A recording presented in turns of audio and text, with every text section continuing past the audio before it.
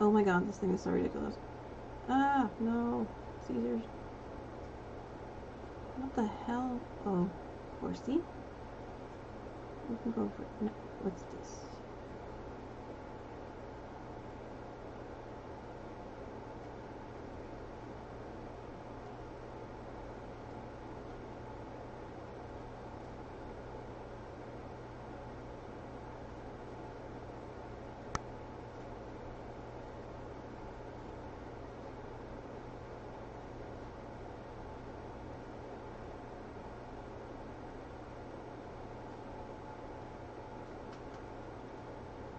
I'm gonna leave her because she's so cute.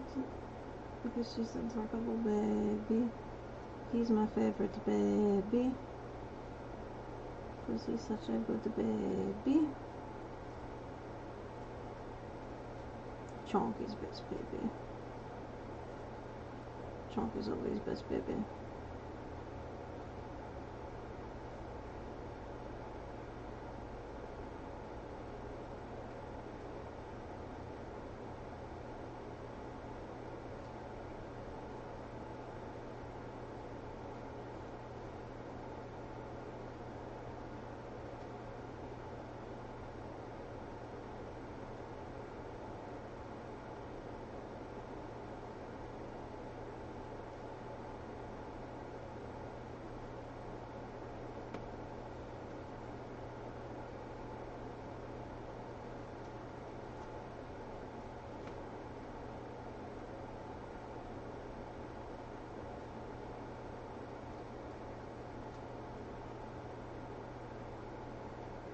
Delete Chonk because Chonk is best baby.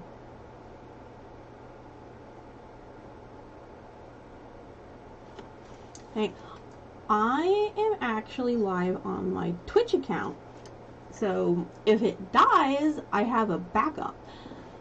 But yeah, I'm currently getting set up this morning.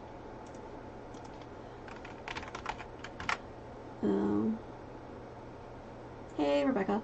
Yeah, I'm actually also live on my Twitch account. I'm just doing setup right now. I was trying to get TikTok Live to behave on my on my computer, because apparently you're supposed to be able to do that now. Alright, well, I just need to... I'm gonna pop out of here just a second. I'm gonna get a code.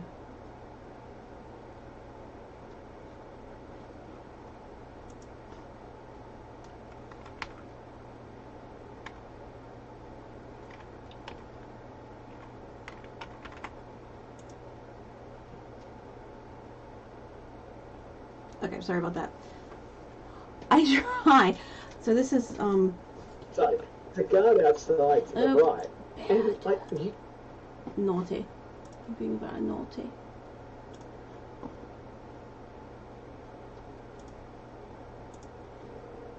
There we go. Okay, good. As long as I can check this and I'm up, and we're gonna go to low quality so it doesn't kill all my bandwidth. Alright, cool. Alright, so anyway, I am up on Twitch.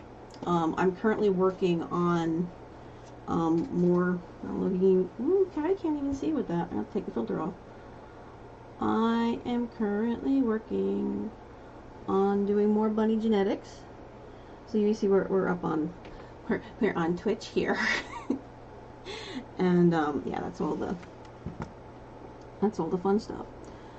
But yeah, so if you want to pop over there, it's Paint27 on the Twitches, and you can kind of watch what we're working on this morning. And like I said, I'm just getting set up. This is technically science and technology and technically graphic design, so it's kind of like a little bit of both. I also need to double check on my levels, because this is a brand new setup up here, and I'm trying to get all that situated. Let's see, this is genetics too. So the one that I'm working on right now in Illustrator is I'm charting out color codes. I'm trying to figure out a way to make it make more sense, sorta. And I think the ones that I was working on now is I've done. The problem is C takes up so many. So we all know anything that CC is going to be white. It does not matter what the combination is. And anything that is AA is not necessarily going to be black. And there was a couple in here that even I was a little confused about. So I think right now what I was working on was bringing all these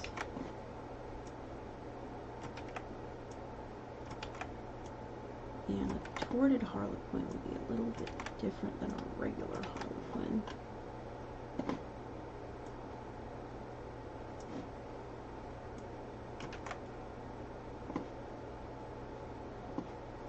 Oh, where did my chat box go?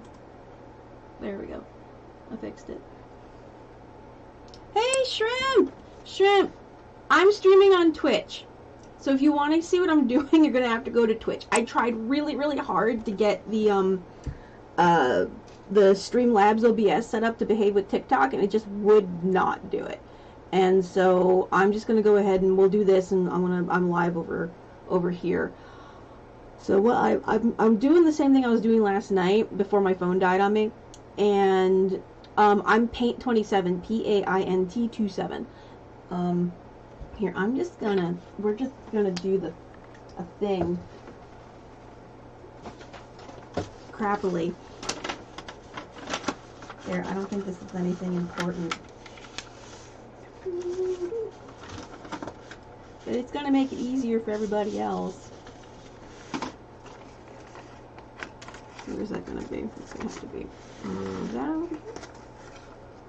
Yeah, it'll be right there.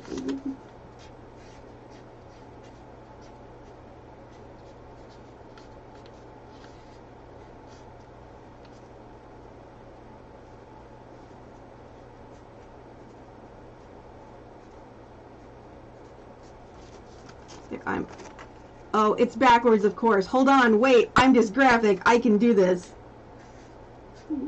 A-I-N-T-2.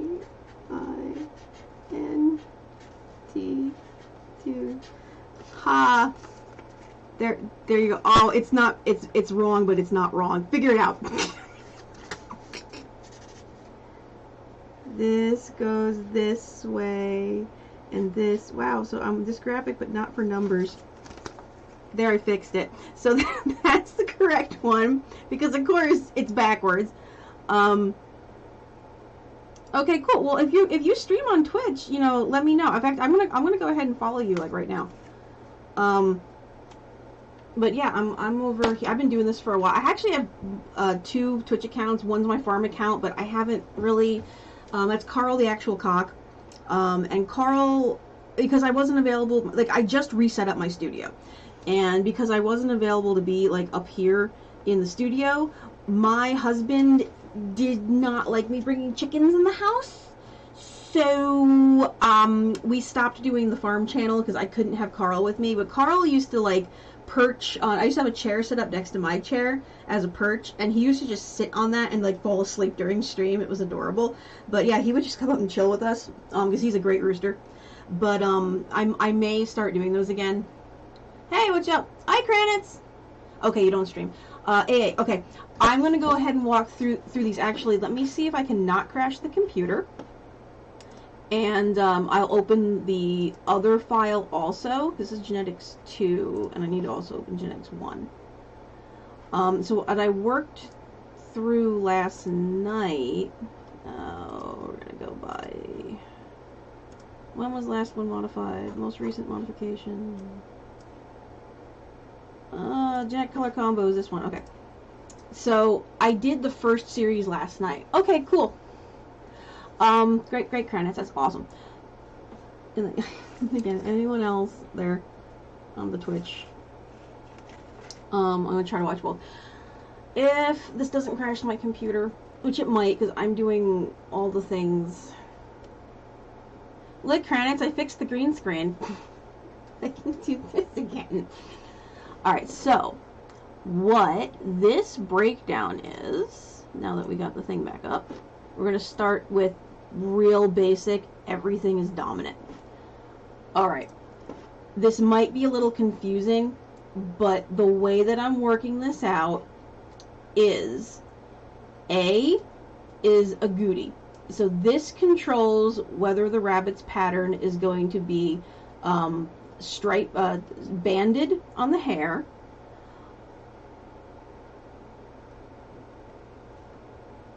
alright, is going to be banded on the hair, or if it's going to be solid color. So dominant A is going to be banded. B controls whether the rabbit is going to be black or it's going to be brown based. C is just what is how the color is expressed, and I'll be getting into that in another minute because you have to kind of see it, but this is where the final color is going to be. D is whether or not it's going to be a full density or a dilute, and the E controls how A shows up, which I guess it's the extension. It's kind of like the best way I can describe it. And oh, please don't die. Okay, there we go. I went ahead and I included ED in this because ED is dominant black. What ED does in this case is, even though this rabbit is otherwise should be a chestnut, should be this color, what this does is this basically trumps anything that happens on A. So this will make it solid black. So it'll look like a self black, and that'll make more sense in a minute. Alright, so anyway, and then we're going down to the next most dominant. The first run through I did with this was if all the genes are dominant all the way down. My first thing here is just the E, just how E affects stuff. So we're kind of going backwards. And the way that this works is ED is most dominant, like I said. That's basically because this gene affects this gene. So E affects A.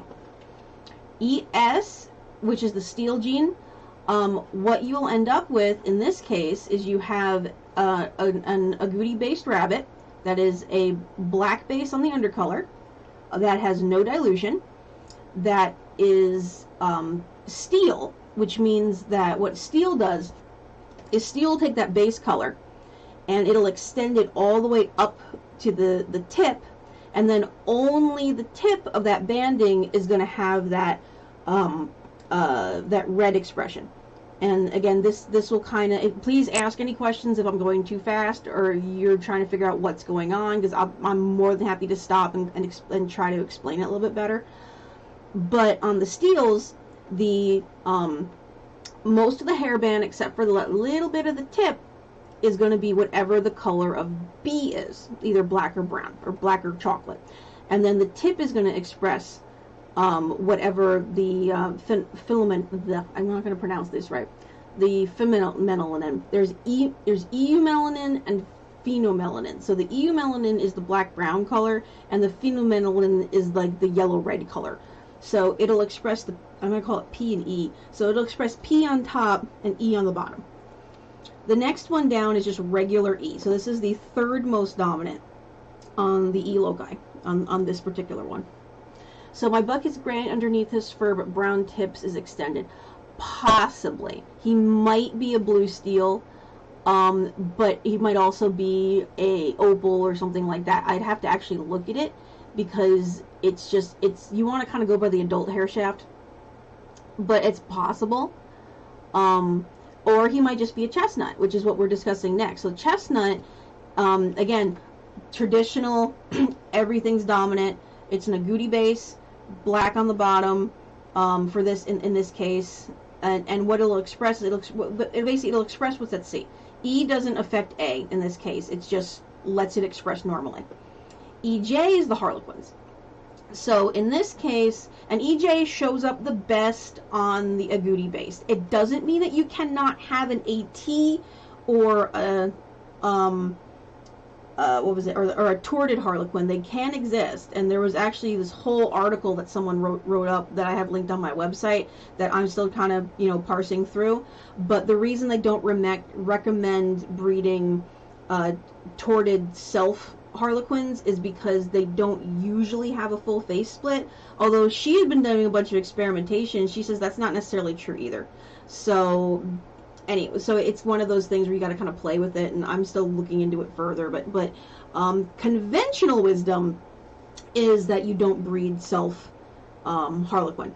But on the normal expression of Harlequin, it's a agouti base, black base, full density, and then what EJ does, the Japanese gene does, is it rotates the pattern between patches of the whatever's on B, and then stripping it completely, which is what happens next, which is the non-extension gene.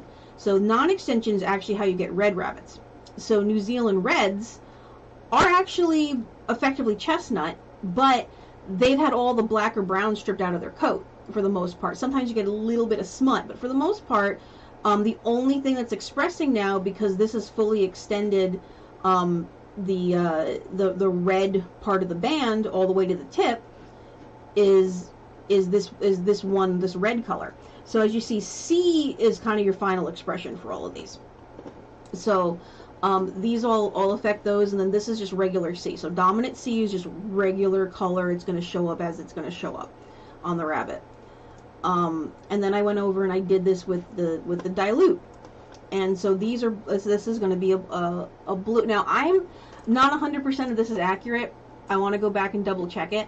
My understanding is dominant black would, in theory, take whatever the color of B is, and then if it had a dilute modifier, this would still dilute it, and then you'd end up with the blue rabbit, even though it's agouti based. Like I said, Edie's a little tricky because my breed doesn't carry it, and that's been known about since the early 19th century, but people tend to leave it out completely, so I don't know if it's just a rarer gene or it's just certain breeds. So, but it does exist because it is in multiple scientific papers. It's in a bunch of stuff when I was doing my research. So I'm leaving it there because it does exist. Whether or not it exists in New Zealand, I'm not really sure, and it would be kind of hard to tell, to be honest. But in theory, this type of expression with the dilute, because this is double recessive dilute, which means that the rabbit would be diluted. So a black rabbit gets diluted to blue. We call it blue in our breed anyway. And then with the ES, same thing here. Whatever this affects B, so whatever this is going to be is going to affect B, and then ES is going to change the banding structure, so it's going to end up being, in this case, a gold tip blue. So a gold tip steel, but it's going to be a blue gold tip steel. If that makes any sense. Will dilute modifier be seen in a 1-week-old kit? You can see it at birth, actually. I'm trying to think if I have any that are dilute right now. Probably not, because the only dilute that I have at the moment is Harvey, and unfortunately, she lost her first litter, so I don't even have any examples to show. But if you put a blue baby next to a black baby, the blue baby will have more of like this steely color. Like I'm hoping I don't know if it's coming through very well on Twitch, but it is. Here, let me see if we can zoom in. Maybe it'll show a little bit. Whoop, hello, I'm sorry. I'm gonna pop this out because I'm using the hand tool a lot, I think. So, like, stop. There we go. So this is like a steel color. Well, I shouldn't really call it steel because steel's an actual color. But yeah, but you can sometimes see them as early as birth. But then there's some other there's indicators on babies, and I'm trying to think about how many babies I can bring in to show you guys without messing them too much. But anyway, so the next one down from there is opal. And opal is going to be regular expression, just like the chestnuts were, except instead of it being a black-based chestnut, it's a blue-based chestnut. And so they tend to have more of a cream undercoat, and then a blue level. And I'm trying to remember if they have a gold tip. I think the ES flips the tip, so it changes how the band is. I'm pretty sure the top band is a blue band. But I haven't had any opals, so I don't remember 100%. And let's see. But it'll be like a chestnut, but instead of the black will be replaced with blue. And then the next one after that is again the Harlequin. Regular Japanese Harlequin, same thing, except instead of it having black bands, it's going to have blue bands. Like I said, and pretty much you go by C, that's what's going to tell you what it is. And then our next one down that we were playing with last night was brown, was the chocolate. And so what's different between these and the other one is instead of being dominant black, it's recessive chocolate. And so the rest of this is the same, except we switched B this time to a lowercase b. And in this case, what we have here is we're going to have a chocolate agouti as the base color. And again, in my theory, ED trumps A, so it's going to be whatever the base color is.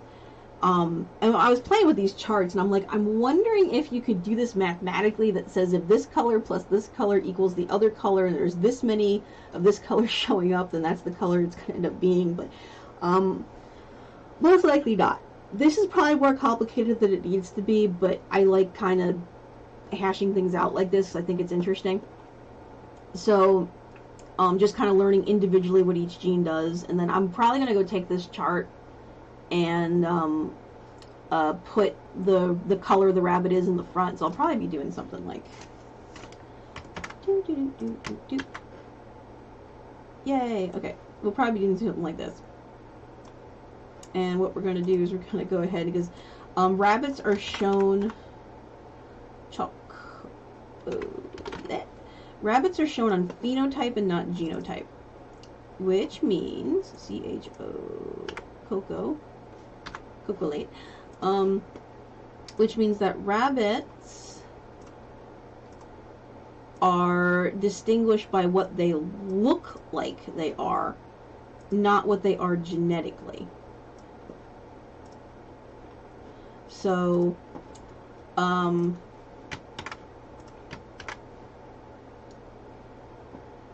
when you have them on the show table, the judge is going to look at that rabbit, and if it looks like it's black, he's going to say it's black. Yeah.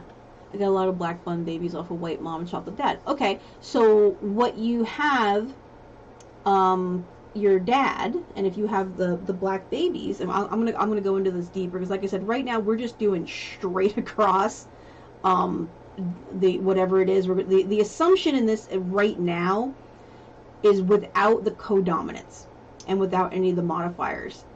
So what I'm currently doing is going, if it's double of this gene, if it's double of this gene, if it's 100%, if it's 100%, if it's 100%, is what the assumption is. That does not mean chocolate GTS. That does not mean that there are other codominant situations. Codominant situations are actually, EJ is a codominant gene. EJ can be codominant with E, and it can be codominant with big E, with full extension. And so sometimes what you'll see is you'll get chestnuts that are harlequinized chestnuts, and I have a couple of those. In fact, the one that just had the tricolor babies, I'm pretty confident that she's actually a harlequinized chestnut, because I have a feeling that Marion might actually be, there's a possibility she might carry double harlequin, which would be cool if it is true. But the way that I would need to fully test that is I need to breed her to a red, or I need to breed her to, you know, another, actually I gotta figure out exactly how to test that with her. In theory, if I bred her to the red buck, in theory, there's a chance that if she is not double red, that she could have just a regular red baby, like Marigold is. Marigold is red. She's non-extension EE. Because we have test bred her to another red, and none of her babies came out with any kind of harlequinization. Versus Ritz, who we thought Ritz was a solid red. We thought that until we bred her to a red buck, and she had a bunch of harlequin. They're very lightly marked harlequin, but they're harlequin babies. So that just proves that no, she's not actually a red rabbit, which meant that she wasn't going to be a prospect for my red breeding program. Because as long as with my reds, I'm trying to keep that Harlequin gene out if I can possibly avoid it, because I want pure reds and I don't want Harlequin cropping up later. So ideally, I want to be seeing with test breedings just red, and that's going to be kind of an issue too. Or if I breed Marigold to this new buck and she pops out a Harlequin, then I know, well, crap, you know, I'm going to have to move you over and be really careful test breeding your babies, because that gene is a recessive and it can't hide. Although, because it's going to go by that modifier, although it's a little bit harder to hide on the reds, you just have to be really careful watching for any spots. So, anyway, so next down would be straight chocolate. Say chocolate agouti. So chocolate chestnut. There's another name for chocolate chestnut, which I really need to go look up on the phone real quick. It's not the opals, and the opals are the blue ones. Is it lynx? See, because chocolate chestnut has another name, or maybe it's just chocolate chestnut for them. I need to go look that one up. Chalk O-L-T-E. I cannot spell. Yay, dyslexia. There we go. Chocolate chestnut. Chocolate. Cocoa. Cocoa. Stop it. Alright. And this one's going to be a chocolate chestnut, and that's going to be the pattern it's going to be. This one is going to be a chocolate harlequin, because again, it's going to take its base color from here. This one's going to be a red, just like the other one just like this one up here. These are both going to be reds. It's just going to be a brown-based red instead of a black-based red. And there's a lot of these actually do exist in New Zealand, because the brown doesn't show up as readily as smut. So it makes it a little bit easier to hide it. So there are some chocolates that are bred into the New Zealand lines, and you can get surprise chocolate from some of the red lines, in theory. And then over here, these are the dilutes. Now, I've left some of these blank because I'm like, I'm not 100% sure how dilute affects E, as I needed to research that last night, and my phone died. And I don't remember if this has an effect or not, because D affects what's at B, and E strips out B. So this might be a lighter. I don't even know if that even affects anything. It might just be straight red. It might just be a red with a dilute gene. I don't know how much it affects the color. So I'm leaving this blank for a minute. That's why C is blank, because I'm not 100% sure, and I need to go look it up, because I don't know everything, and I'm more than happy to go look it up. And if you want me to, I can go look it up now. But yeah. And then, but we're going to move on. And then we went to chinchilla based. So now I've changed C. So I'm going to probably go through all the C's first, because there's 5? 1, 2, wait, there's full color C, regular chinchilla, which is CHD, chinchilla light, which is like the sable and the shaded ones, Californian Himalayan, the Himalayan gene, and then there's recessive double C, which is just white, and that hides everything. So anything that's double C is going to be a red-eyed white, period. It doesn't matter what anything else is. It masks everything, but it's the most recessive color. So you got black babies off a white mom and a chocolate dad. Your mom is going to be probably genetically black, is my assumption here. Although a lot of times when people say they have black babies, they're not really black, they're actually steel. So if they have any colored tips, that's going to be the determination whether they are solid black or they are steel black. Because I've had a lot of Facebook posts where we've looked at the babies going like, no, that's not black, it's steel, it's an agouti base, it's not a self color. So can I go grab 2 of hers? I think they're old enough. I can run out and grab 2 of Tia Beanies and show the difference between what a black baby looks like versus a steel baby. And the black baby is definitely black, they're just solid black. But ES steel, if you have 2 steel genes, it can look black. So, and again, when it's on the judging table, if they don't see any banding or any tips or spots or anything, it's just going to be black as far as they're concerned. Although bring it into your breeding program, that may be something else. Hey Britt, I'm actually over on Twitch as Paint27. So if you want to actually see what I'm working on, you can pop over there. But that's where we're also hanging out. All right. So anyway, we're with Chinchilla. Chinchilla again, ED, pretty competent. That just much like Red Eye White makes everything white. ED makes everything black, or whatever the expression is. It be. Silver tip steels. Like I have a bunch of these.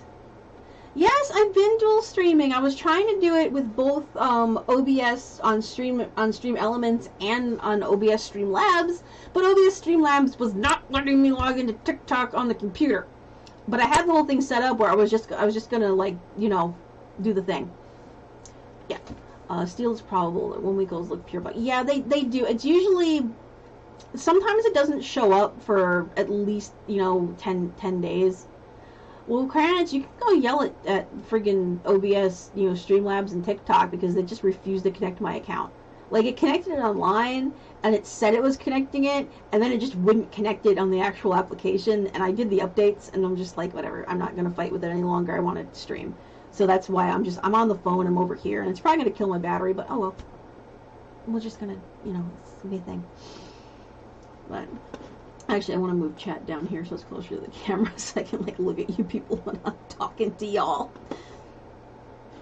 But yeah, we do silver tip steel, which is pretty common. Tia Beanie is a double steel. So if she wasn't white, she would probably look like she was black. But she also has recessive A, so she does carry self. And we have our standard chinchilla, black chinchilla. Dad's got silver hairs. Okay, what color did you say you thought Dad was? Okay, Buck has gray underneath but brown tips. Is this basically a black bun off of white and a chocolate Dad? Oh, if he's got silver hair. Okay. Now, another thing that we're not discussing though right now is I have not touched on and is not in here is the silvering gene. Yes, the silver fox. Silver fox is different. SI is a completely different gene, and we're not touching on that. Steel and silver are separate. Now, the reason that they're different, okay, cool, I'll look at them. I mean, the silver buns are gorgeous, absolutely beautiful. I think that the champagnes are a silvering breed also. I think it's the, do we have a list here? This is my favorite book ever. This one. I love it. Oh, look, it's all like fadey because green screen. But anyway, if I'm trying to remember here, I think it's the champagne de argents, the silver foxes. Let me see if we have them listed in here. But it's the silver gene is different. Steel is just affects the banding on the tips. Silvering is actually an intermingling of hairs. So, on a silver rabbit, on a steel, and that's how you tell the difference between the two. Because there's been a lot of Facebook posts where there's been like, oh, I think it's this, and I'm like, because silver fox is a rare breed. It's the same thing like when you get a mutt terrier in the shelter, and they're like, oh, it's a purebred, whatever rare breed this is, and it's like the likelihood that it's gonna be a purebred rare breed and not just a mutt, it's much higher probability that it's probably just a mixed breed that kind of sort of has a similar coloring to the one that you're talking about. And it's the same thing with the rabbits. There's a lot of people that are like, oh wow, it's silver, therefore it must be part silver fox. But if you actually look at the hair, it's banded silver, it's not intermingled silver. So on the silver foxes, it's intermingled silver. And again, they're freaking gorgeous. But they usually don't show all that until they get their full molt. I do actually have a picture of a comparison of the two of them that I had done for someone, but I'm afraid if I bring it up while Illustrator is trying to run these two these two artboards already, it'll crash the computer. So I'm not gonna do it. But I am gonna go ahead and see if I can find the RBA's. There's Champagne d'Argent. I'm pretty sure, yeah, French silver. think they have the silvering gene too. Silver rabbit from Champagne. Colors should have no suggestion. Tinge yellow. Defect. I know that the silver foxes are though. It's Rhinelander, mini satin, silver fox. There we go. Yeah, and they're a big bunny too. They're like Montlo Krantz is still around, but the silver foxes are like Waldorf size at full size, so they also have a max weight of like 12 pounds. They came. I don't know if you know their history. It's actually kind of cool. These were known until the 1929 convention as the American Heavyweight Silvers. That's awesome. There's also a silver rabbit. Their ultimate perfection or not? No. Genetically pure self-use makeup. So they're actually they came out of checker giants possibly. Long-standing fur, which is true, and evenly silvered over the body, and they're very cool. They're just very cool. But it's a different type. So moving on. Sorry. And then we have the chinchilla, and which is what I have a bunch of chinchillas in my lines because chinchilla can hide in self. Which is one of the other ones I was actually working on now is the self genes, and it's basically it's either gonna be black, blue, chocolate, or lilac. And then this is the magpies. Magpie is the Japanese banding, but it has all the red stripped out of the coat. And then I believe I got this right. This would be a ermine, and ermines are not red-eyed white. So what you might see on these, and I think this one was the one with the black. I did this one as black banded. Yeah, there might be a little. These are frosties. So I have a frosty kit. I did a video on that one. I'm like so excited about my frosty kit because it's like the coolest thing ever.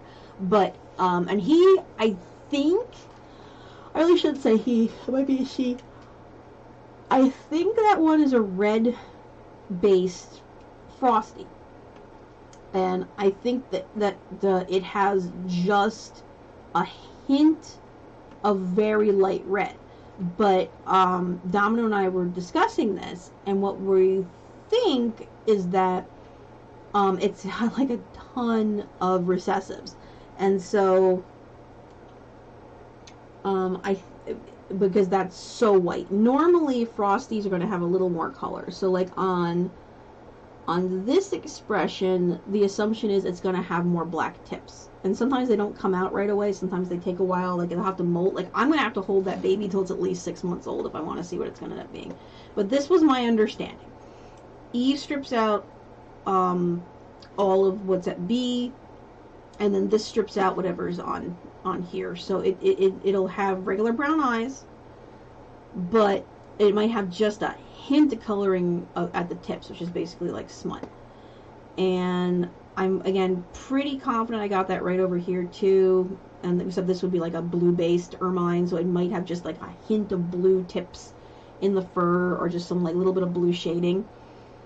I believe it'll also do that with basically any of these particular the chinchilla, the sable, the shaded modifier. I believe those both will do it. And then we have, like I said, these are just again blue based. This is what Harvey is. Harvey is a blue magpie. I don't have any black magpies. I do have a chocolate magpie, which is the next one down. But basically, this is kind of how it goes, and it keeps repeating. But these are all the different rabbit colors. So effectively, Nougat's a chocolate magpie. She's just very lightly marked. You can get gold-tipped chocolates. This one is a again chocolate ermine. This one would be a lilac ermine. But I just, like I said, just a hint of color is going to be in them. All right, and then I believe I was moving on to the next grouping, which is what I'm working on here. Is changing these to the recessives. just 2. And then I'm going to go through and update all of these.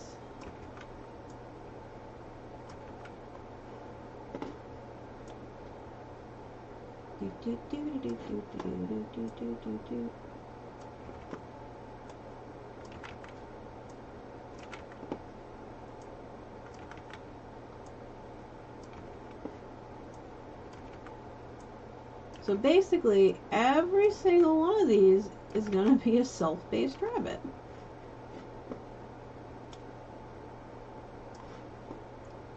So it's just not going to matter, because it's going to, if you have double recessives on A, it's not going to express any banding, so it's only going to express what's at B.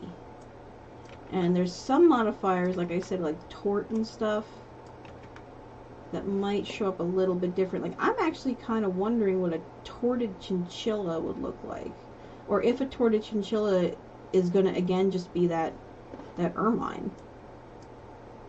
So I actually I might go pull up another website and just cross-reference, because there's a couple of these. Like I said, I'm not 100% on. I find this a lot of fun though, and kind of making a game out of it. So that is not a Groody.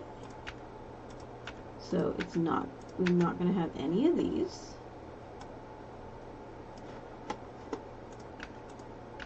So all of these go away, because those do not get expressed.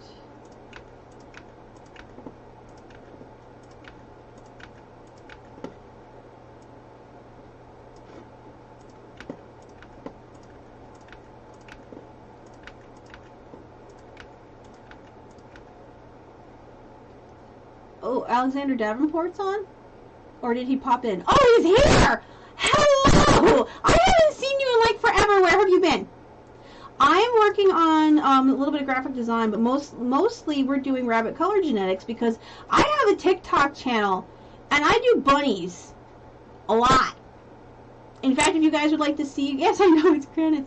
We're doing a walkthrough of rabbit coat color genetics right now, and we just finished doing the dominant A series, and now we're working on the recessive A series.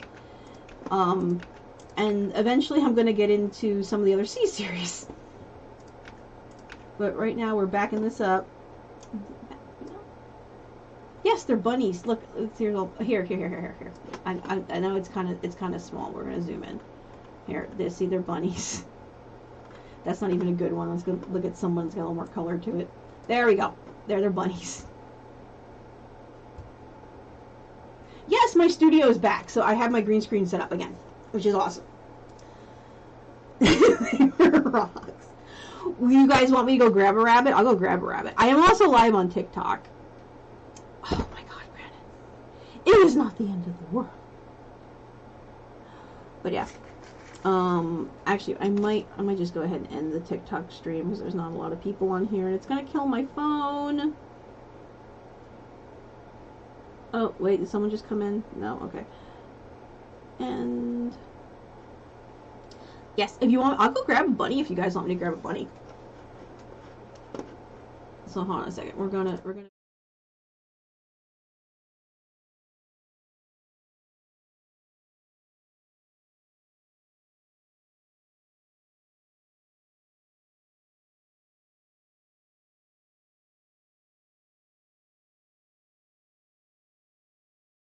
okay.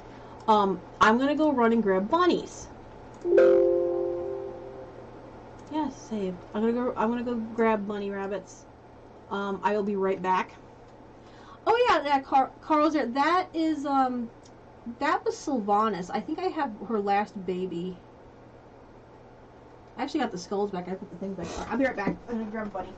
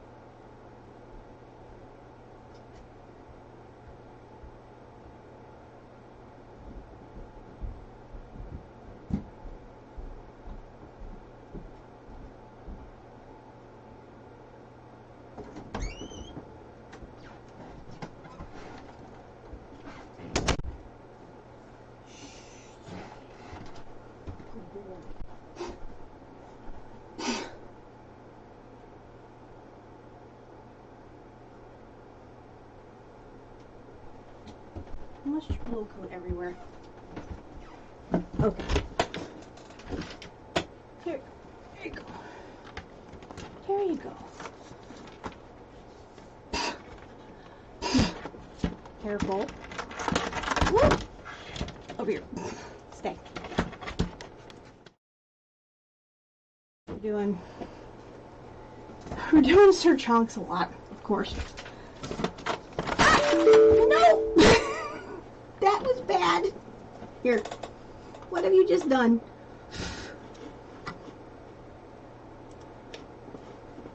What on earth did you just do?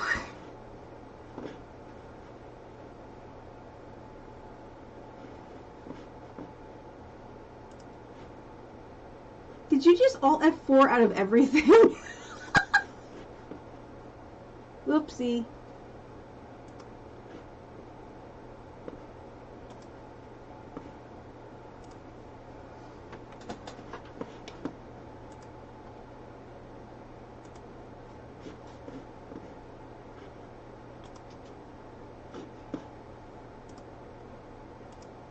Okay, wait, am I still live or not? I don't know.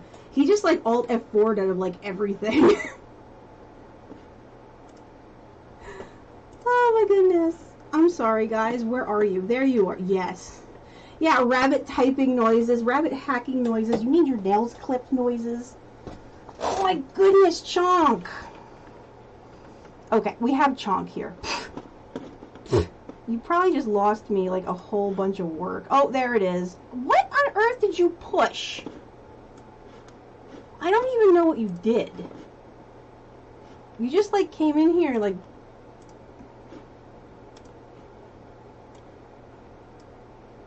Now I lost OBS again. Chonk, what did you do? I don't even know what key combination. You just hit some F7 keys and like it made a terrible explosion.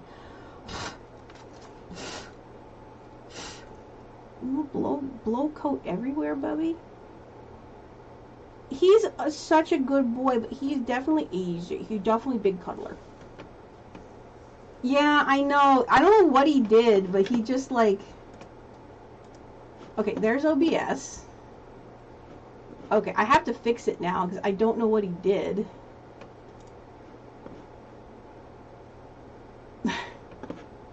What did you do? Hold on. We're gonna make this... I don't know what he just did. I'm very confused. Oh my god, where's this camera? I know, it's okay. You're a good boy. You're not in trouble. You are best boy, yes. You are best boy. Gonna be okay. Image media... Where's this camera? Did I lock? I probably locked it. I found it. It's this one.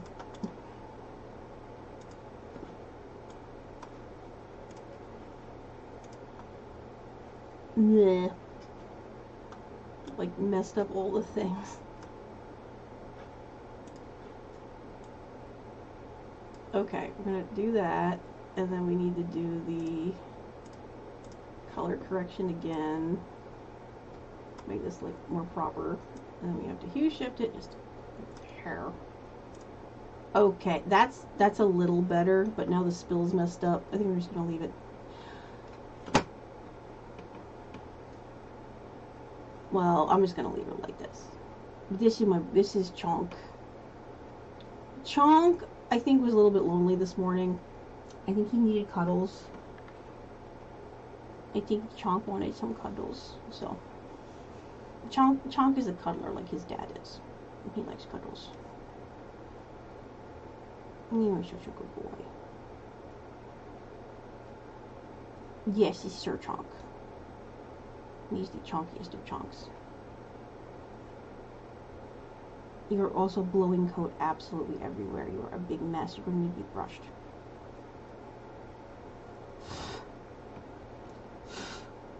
Ugh.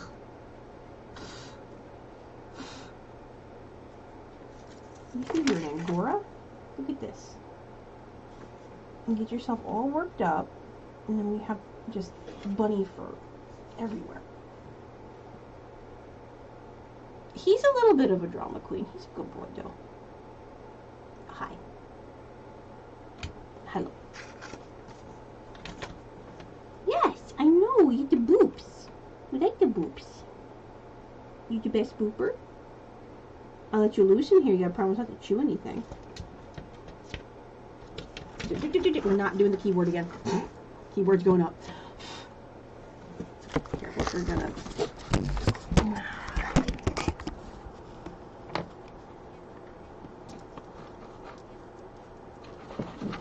I know, it's a much smaller desk, but I'm gonna bring the other desk up a little bit.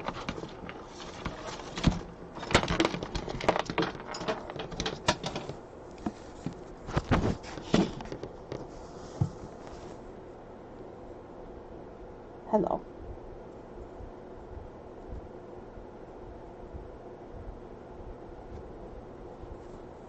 I know, you're gonna get all chunk all the time.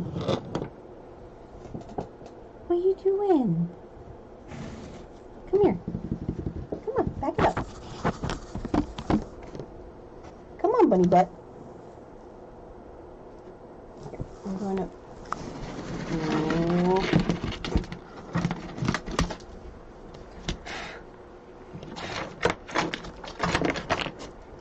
You make a mess. Careful. Don't fall.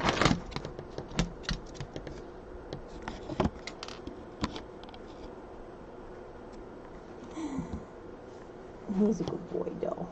He's a good boy. He's a bigger boy. Oh my God, you're blowing everywhere. You just calm down. Oh, what did you do here? How on earth did you do that?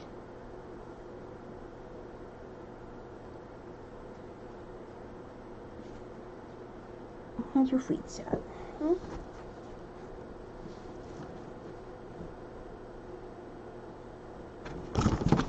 Okay. Oh, easy. Ow. Okay. We have that. That is Sir Chunks a lot. You're gonna have to probably go back out in a minute. Oh, I haven't really a spot to leave you in here. Ah! No claws on the monitors. Hon, come here. Come on. Come here. You are a very pretty boy, but you're going to cause horrible disasters. Yes. You are a very pretty boy. But you sorry. He clawed your monitors, Clarence. I'm sorry. He clawed those monitors. So we don't usually do bunny streams in the house. Because they go, I'm like all, now I'm completely faded. Look what you've done. You have somehow managed to change the settings again. It's like, oh yeah, animal streams, totally a good idea. Oh, come here. There we go. Oh, somehow it ended up now below. How did you even... I don't even know how you did that, but you did, so. I will go look for your keys in a minute, but I'll have to end stream.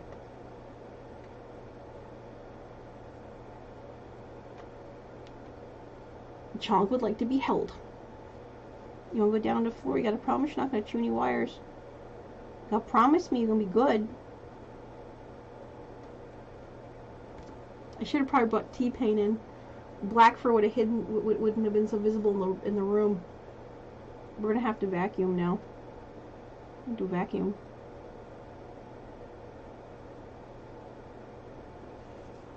I mean, I can just end. I can end stream in a second. My YouTube tears. There he is. Yes, you are so soft.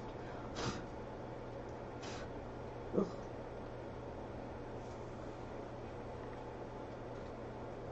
Good boy.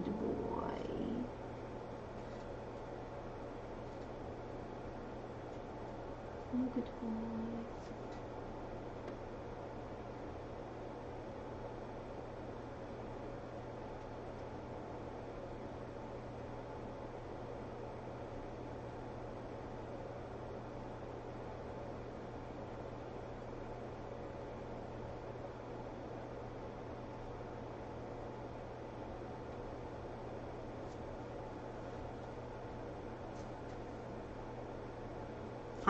I'm gonna have to just be right back because I'm gonna have to put him away. And then I gotta clean.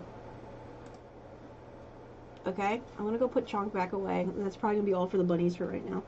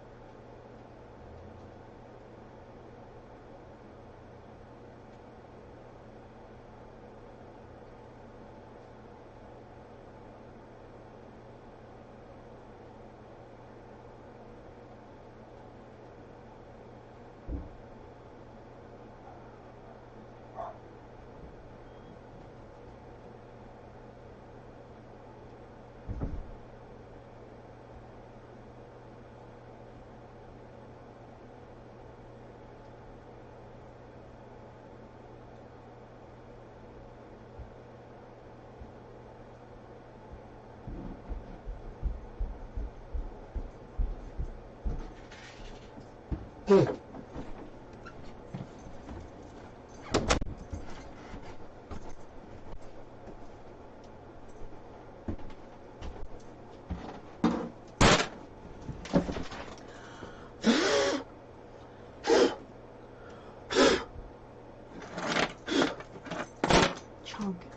everywhere. OBS nearly killed my little... Oh, that's very true.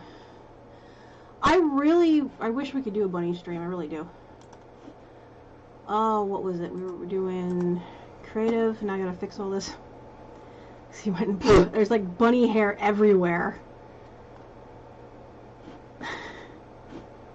It's like bunny hair everywhere. I don't even know how he managed to mess some of this stuff up.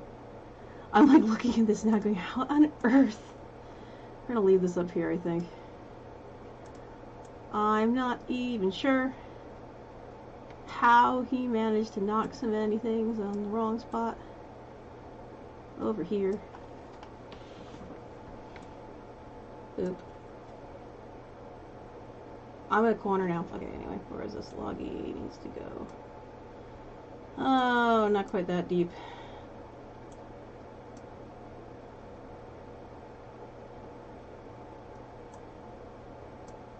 Crap, it needs to go behind there, but not behind there. Well, that sucks. It's gonna have to go here. It's gonna have to be moved again. Oh, well, good enough. Apparently he did. He pushed all the fuck shit up buttons. It looks like he somehow managed to like undo the cropping on this one screen too. So I'm looking at it now and I'm like, the cropping is all messed up. How did you mess up the cropping? Because he did. Look, he screwed the crops up. Like, the crops are now turned off. So filters. Yeah, for some reason the crop... I don't know what he did. He like flipped back to like an older scene or something. Like, I'm really not sure. Because I just got this all set up before I started streaming, and it was all behaving correctly, and then Chunk's like, no! Worst producer bunny ever.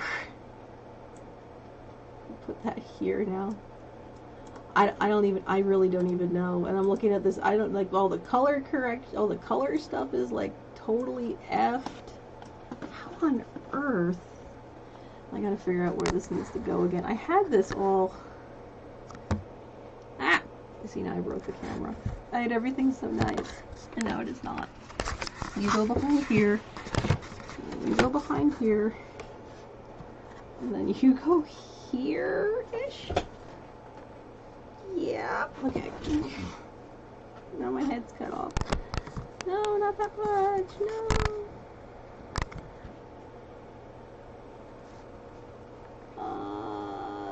There, I think. My fat little face. Anyway. Oh my goodness. And then we gotta go fix the... Oh, that's so wrong.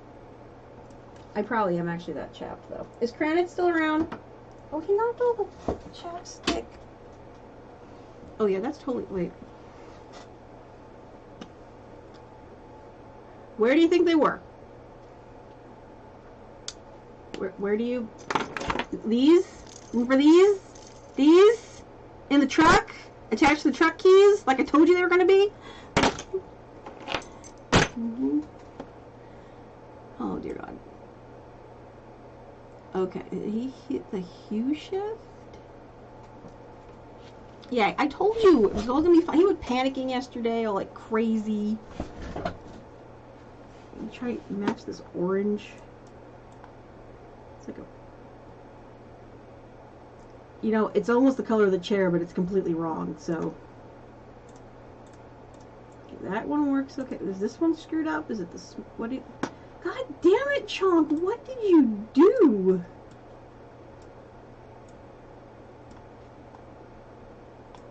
No, that's too much. I'm gonna go down like here. I'm like complete, and I love how it's like, yeah, I guess there's a lot of spill. I gotta dye my hair back another color. This is picking up too much of the, look at this. I'm getting so old. When we were discussing this the other day, it was a bunch of us are like, we're just gonna go on to do VTubing. Cause like, here's apparently Secret Agent Bun. Like breaking all the things. Yee. I want to go behind my monkey, but apparently I can't.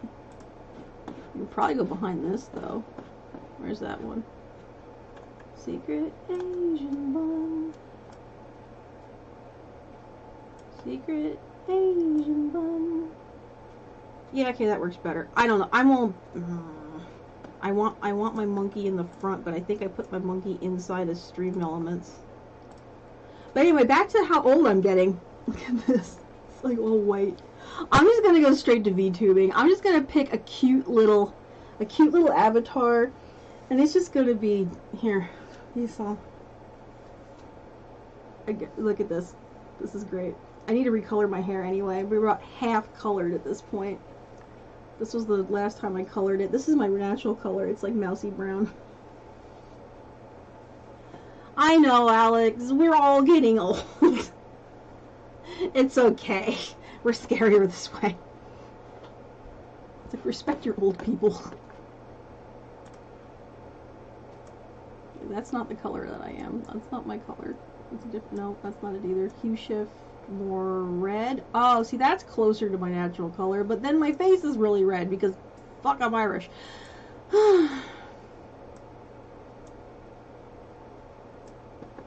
Meh. We're the wisest generation. We know better. Like, no one's gonna watch anymore. It's like, us old people. I don't do makeup either. As I probably should. I could probably do makeup. Anyway, back to bunnies. Well, look, I have experience. You can give me that. I'm an experienced person who's apparently pink. Apparently that's okay. I don't even understand why this stupid camera doesn't want to white balance either. I just fixed you and now I'm pink again. It's like, no, no love you. Like, okay, it's because it's white balancing off of my arms.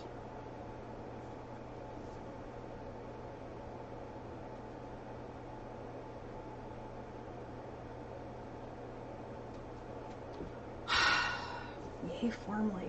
I'm gonna go change my shirt now.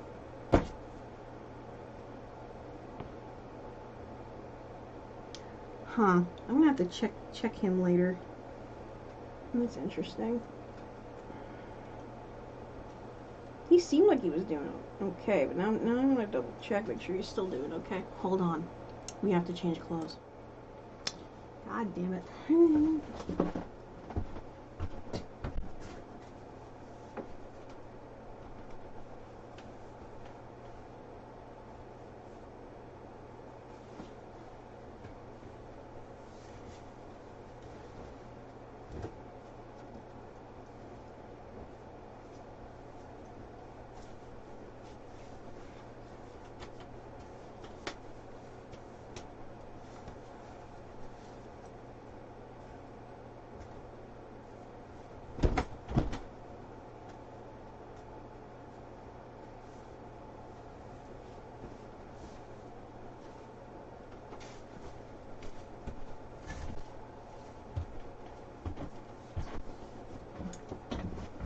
Actually, I wanted to oh, what's wrong? What's wrong? Chunk apparently had some poop or food or something yucky that's now on me. Okay, here, check this out too. This is my I like big buns shirt. I'm gonna do a series of these. I really want to do a series of these. Look at it.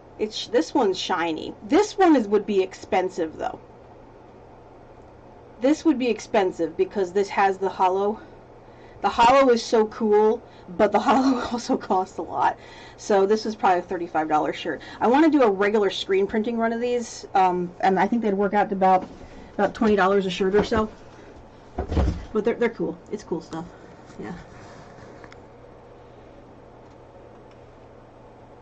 It's gonna like refocus. I don't know what it wants to do. It's a very angry camera. It's very angry. Go over here now. Oh, and now that's picking. That's. I can't win. I can't win. I'm just gonna leave it. It's good enough. Go back to what I'm doing. What I was doing is apparently. Oh, Fiddly's still here. Okay, my favorite shrimp. I was going back to doing all these the way they're supposed to be. Okay, so super black. It's like the blackest of the blacks. It's gonna be black. And these, come on, do the thing. You can do it. I believe in you. Come on, computer. I'm not asking that much. Okay. And these are going to be all this color because I don't care. It's going to look like it's black. So again, this and this. Oops, I might do that, but that's okay. That is all going to be black. This one is going to be black tort, and that's different. Now we're finally getting to start doing some new stuff. Do do do do do do do do do do do do do. All of the icons. Okay, did I do a tort? Yes, I did. Place tort. This is a black tort. It looks kind of like the Himalayan colors, like the California colors, except instead of white, it's red. And that's what a black tort looks like. So if you have a self-colored black rabbit, and EE is stripping out most of that color, they're just going to show here. So there you go. So that's a new color there, black tort. Which also means that I'll need to make a brown tort. So we're going to be doing some graphic design in a minute because I'm going to have to do some catch up. Probably going to have to make a blue tort. I'm going to go ahead and we're going to call this one. Okay, these go away because this can't happen because there's not going to be an opal of this.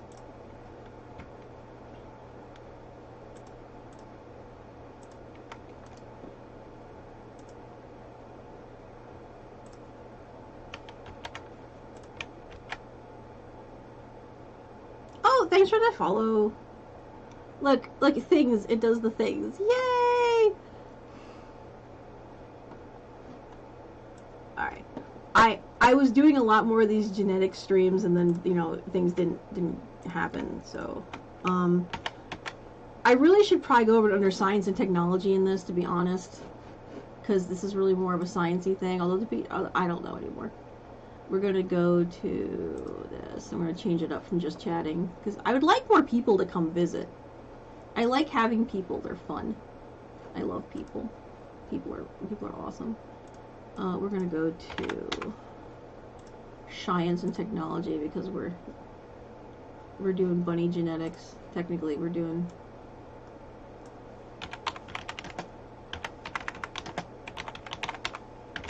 Go, share.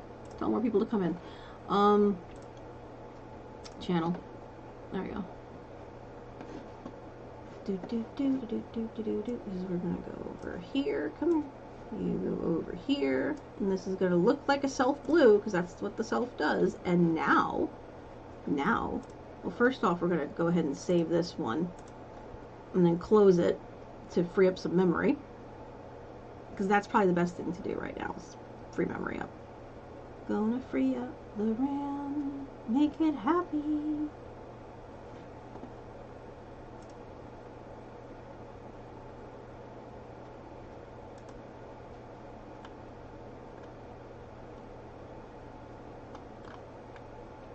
I should do another sticker giveaway. I got bunny butt stickers now. Did you guys want to do another sticker giveaway? If we do stickers? We should do stickers. Alright, cool. So, oh, you're still thinking about saving. Now we wait.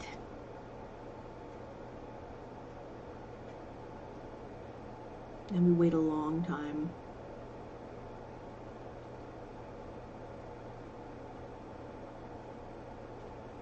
While we're waiting, I'm going to go look up to find out if that exactly how Ermine behaves. What is it? No, TikTok. We're not doing this right now. We're doing this right now. We're going to go to my rabbit thing. I have this really cool rabbit genetic thing that I actually paid for. It's called Rabbit Genetics. I don't know if it's going to show up there, but it's called Rabbit Genetics. See that one? It's an app.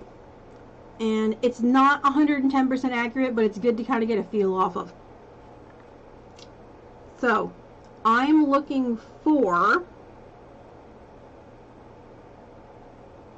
Well, that's your typical black tort, and we discussed that one earlier. Chocolate tort, those we're doing now. I haven't touched the otters yet. Otters I'm going to do next, because that's going to be the next A. Let's see. So, that's a lilac, cream, chinchilla. Okay, this is what I'm curious about. Salander. So the iron gray, according to this, it's the chinchilla gene on self and E. Iron gray. I'm gonna look, and again, I'm not a hundred. So there's a chocolate version, there's a blue version. Okay, so this says it should come up as okay, let me figure this out here. So hold on a second. That's why I wasn't too sure. So it's not going to be necessarily frosty. I don't think. Salander, they call this. So if it's the chinchilla base,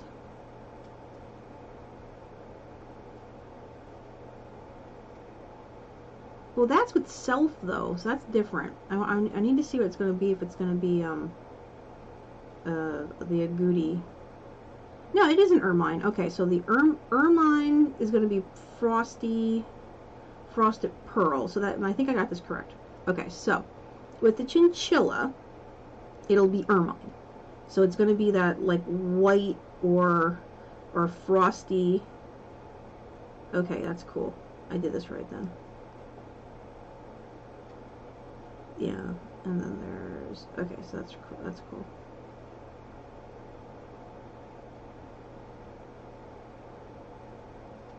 Some of these are going to get kind of complicated when you start getting into the seals and the shaded ones. And there's a bunch here she don't have pictures for yet, or they don't have pictures for yet. And some of these look like they might not actually be correct pictures. Like some of these markings look like there should probably be under the Himalaya, like they're actually Himalayan.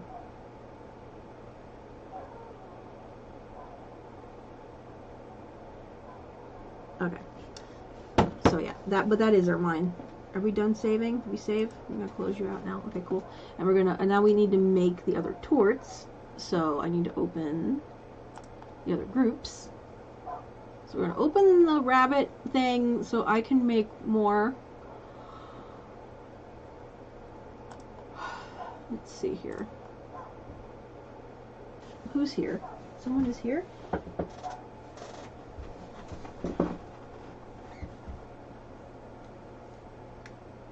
Yes. Kenny is here, I think.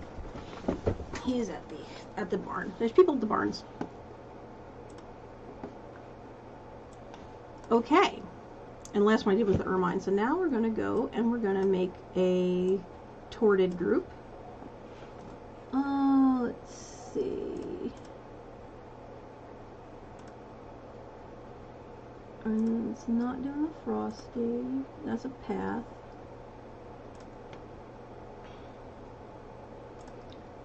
I need to rename this as Otter, so I don't lose it again.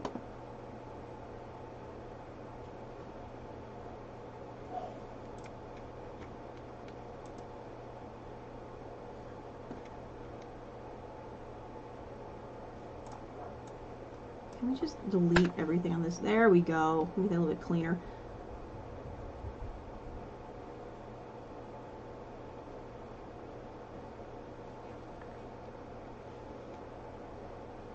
Wait, hold on. Someone, I don't know if someone's like actually here. Let me go check.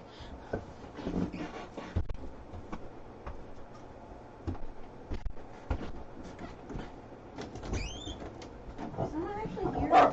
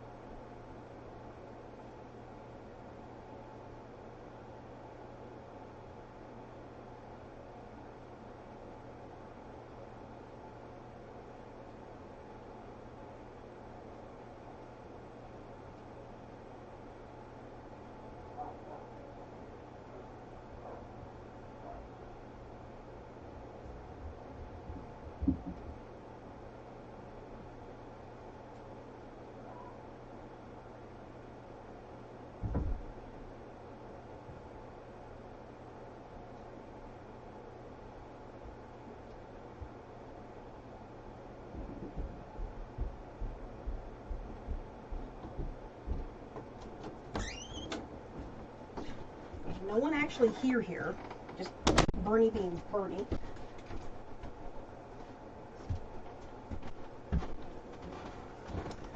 Oh my goodness. Yeah, so Bernie's being Bernie, as usual. Oh my goodness, my goodness, my goodness.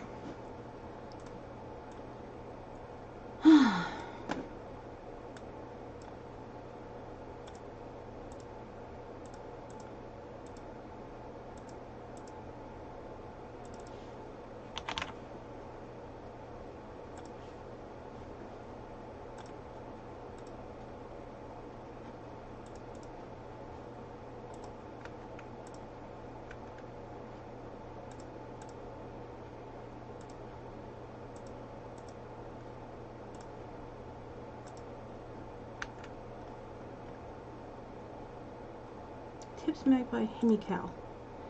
Okay, cool. So it's going to be effectively the same as the Himikal, except it's going to have a little more to it. So, new Himikal. What we got there? Cancel. Cancel. And the torts sometimes get a little more towards their feet.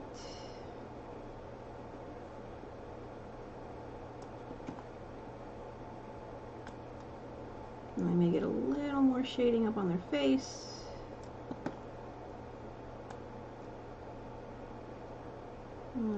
more shading here. So we're going to go ahead and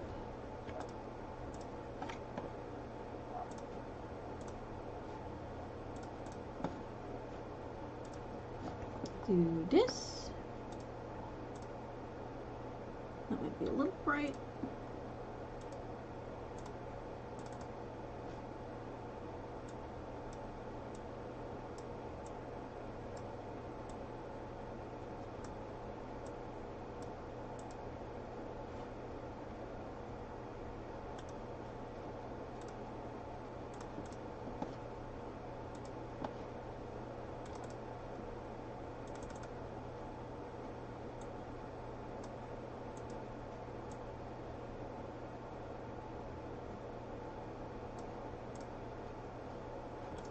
Okay, that's like a red.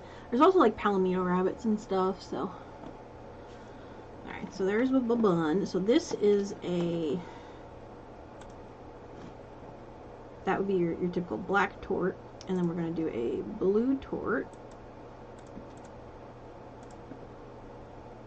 File save as... Oops. Illustrator is an export feature for this, so it's export. Export as...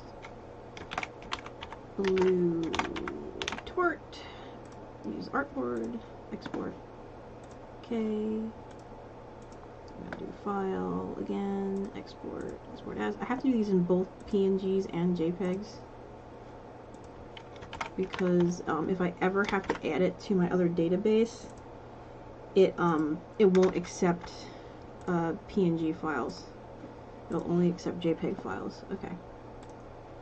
So there is a blue tort and a black tort, and we're going to do a, let's see, chocolate tort.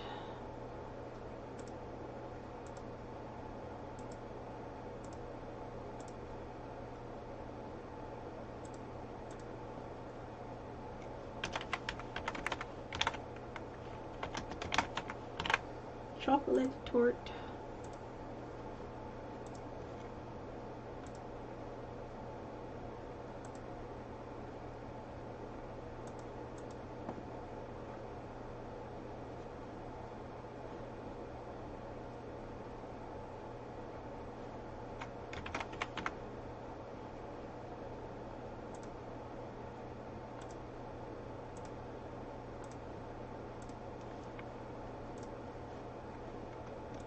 Chocolate tort and a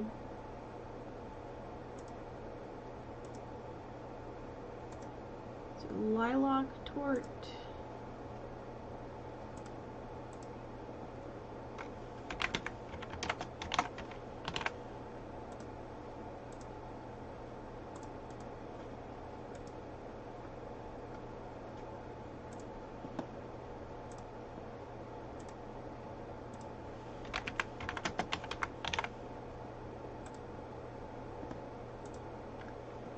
Alright, lilac tort, let's see. Oh, I think I switched. Okay, cool. What are you thinking of? What is that fixing? Alright, so then okay, lilac tort, let me see, where were we? I think that's your main base colors. So we're gonna go with these, and then we're gonna go back over to the big one. And let's see where we needed to go from here, because it's self-colored. Can there be a chocolate tort silver fox? Probably. I'm going to say yes. I'm going to say yes, that can happen. Like I said, I'm not jumping into the silvering gene, but the silvering gene does not control tort, and it doesn't control chocolate, because they're different genes. So if you were to have that combo, and like I said, I'm not really covering silvering today because I need to look more into it, but it would probably be something like this. Let me get this a little bit, let's put this like 200 point font. No, the font. Alexander knows my pain. Illustrator, god damn you. 200 point font. Okay, so that would be AA, chocolate, BB, regular expression C, D, EE, and then S. I think it's SISI. I think it's. I'm trying to remember if silver is double recessive. I think silver's a double recessive. So I think it's. I don't remember if it's double recessive or if it's a dominant. See, that's a thing. I don't remember. So if it was going to be like this, then it was this would be a chocolate tort. Well, isn't that if you have something like that in, aren't they called like Alaskan firefoxes or something? 2 colors, a lighter brown on his face and ears and hind, and a darker brown. No, I think that's just regular silvering. I'm pretty sure on the silver. Let me pull up the what the silvering looks like. Silvering rabbit.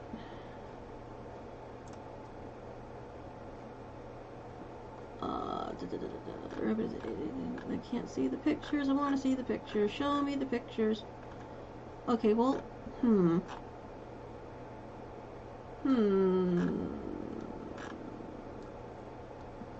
find silver to compare. There's a bunch of entries here. Let's see. Oh, this is cool. Someone just posted kind of this. Check this out. I found something neat. I googled a cool thing. This is kind of what I'm working on, doing something similar to this, but not exactly. But this is kind of interesting. So this shows you what the silvering gene looks like on a whole bunch of different coat colors. So this is a silvered, like a chestnut silvered. You know, more, well, I'm going to say this is like what we'd call it, copper chestnut silvered. Black based fawn red silvered Rex. That's interesting. So this is a red rabbit. This is a lighter intensity red rabbit. Silvered SIS. It looks like it's recessive. It looks like it's a double recessive gene. So if you're, where do you say it's at? Lighter brown face, ears, and hind. What color is the belly? I guess is the question. Because I mean, otters, the otter coloring, which I haven't gotten to otter yet, but and let's see, there's a better picture. If it's like the ears, the belly, and under here, I mean that's kind of how the otter colors behave. Basically, it's like otters like. I want to say it does kind of like what EE does, but it only does it in that patterning because it's a pattern.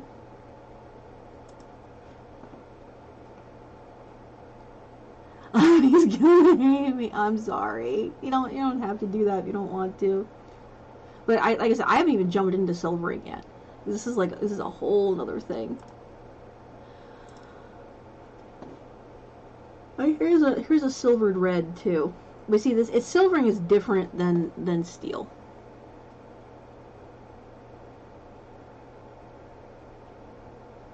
Okay, and silver is a modifier. Okay, this is cool. So this thing, that's why I said I haven't gotten into all of these. Like I've gotten into, like right now we're just playing with base colors. Oh, that's interesting.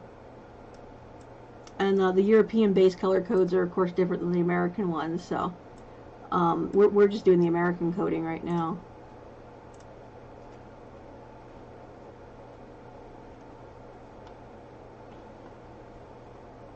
Oh yeah, and the white ear, apparently white ear is its own gene. And people have been working on that recently too. So I'm going to save this website. This is like really, really cool. So there's a ton of stuff that can go through with this. And this is actually probably, this is a really good resource, honestly too. So this is rabbitcolors.info.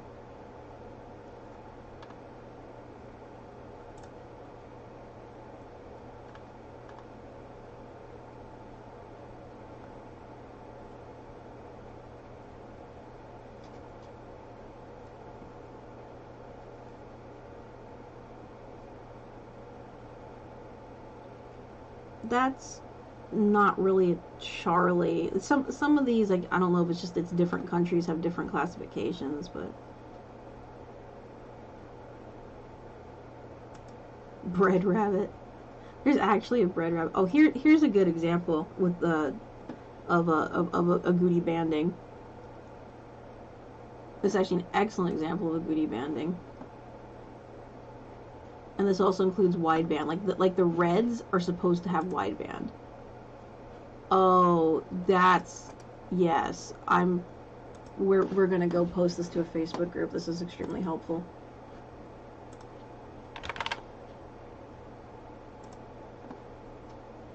Actually, I need. Am I logged out of Facebook? No, I didn't think so.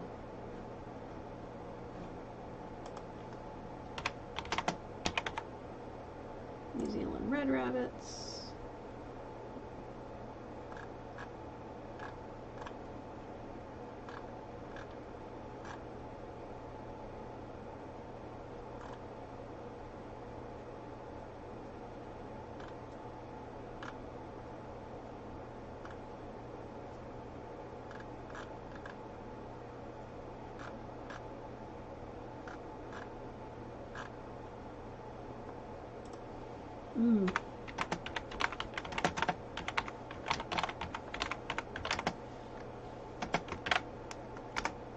Here, I'm gonna go ahead and post this, let them play with it, because that's a pretty cool resource. I like this resource. Just normal dark brown with silver hair strewn about. Normal dark brown. So I'm gonna guess, so he's a silver chocolate. Can I search here? Can we like click on brown?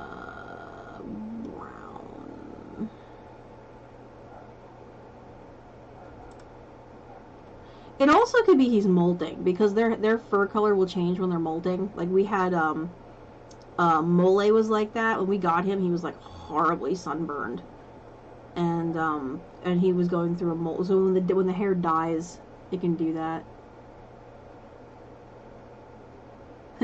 Hey, what's up? Yeah, we're doing this stuff, but that's the truth though. Just don't be a dick. I'll put up with a lot of shit. Hell, most of the people that I know, we make our trolls mods after a while because we'll rough them around too. But yeah, just don't be a dick. Let's see if there's one of these with silvering, and we can kind of play with that. But yeah, I'm gonna kind of lean towards.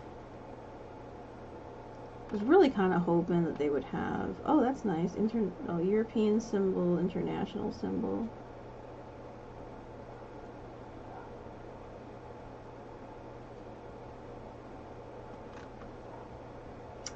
I was really hoping one of you would have it, but I don't see it. So in theory, I'm just gonna say it's chocolate. We're gonna say it's chocolate. Where were we? Oh, I needed to add all the torts that I just made. Yes, dicks are dicks. We don't like dicks. Well, I mean, I like a little dick. Like, we're not gonna get into that. Anyway, Kranitz is here. He knows I'm a horrible person. There we go. Blue tort. And so the color that this would show up.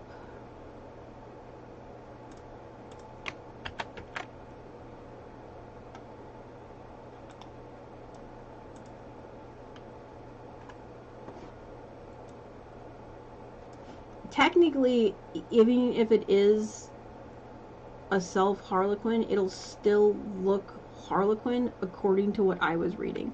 What do you do here? Memes have little one shit. Ha ha ha. I typically actually do needle felting. But today, we are doing, yes, exactly, excessive dip can be bad for your health. I do a lot of art, typically. But today what we are doing is I run a rabbitry. I breed rabbits, meat rabbits in particular. I have New Zealand's and Harlequins. Is we're going over rabbit color genetics. So base coat color genetics. This is not including modifiers and stuff, because I haven't gotten quite that deep, but we were talking about the silvering modifier, which is a separate type of gene than what these base colors are. But for today, I'm running through base colors and how the different genetic combinations affect the coat color of the rabbits.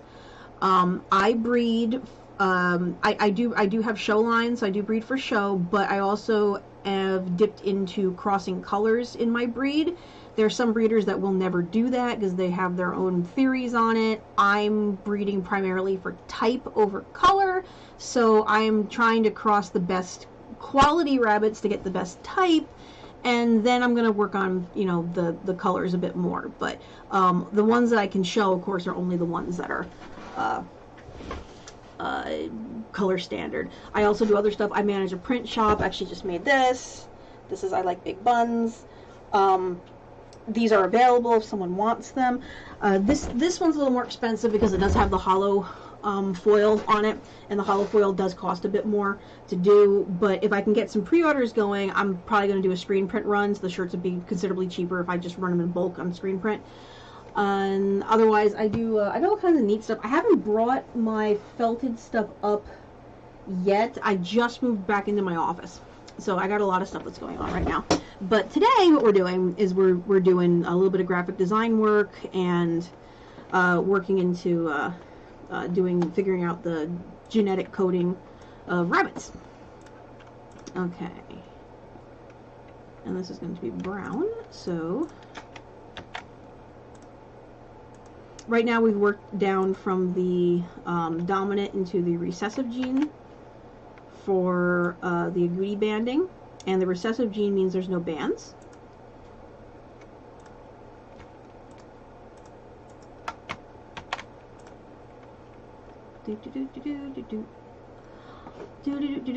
Oh, I know we're all gonna die, but until we die, we can at least have nice clothes. Give me a second. I will show you where my shop is at.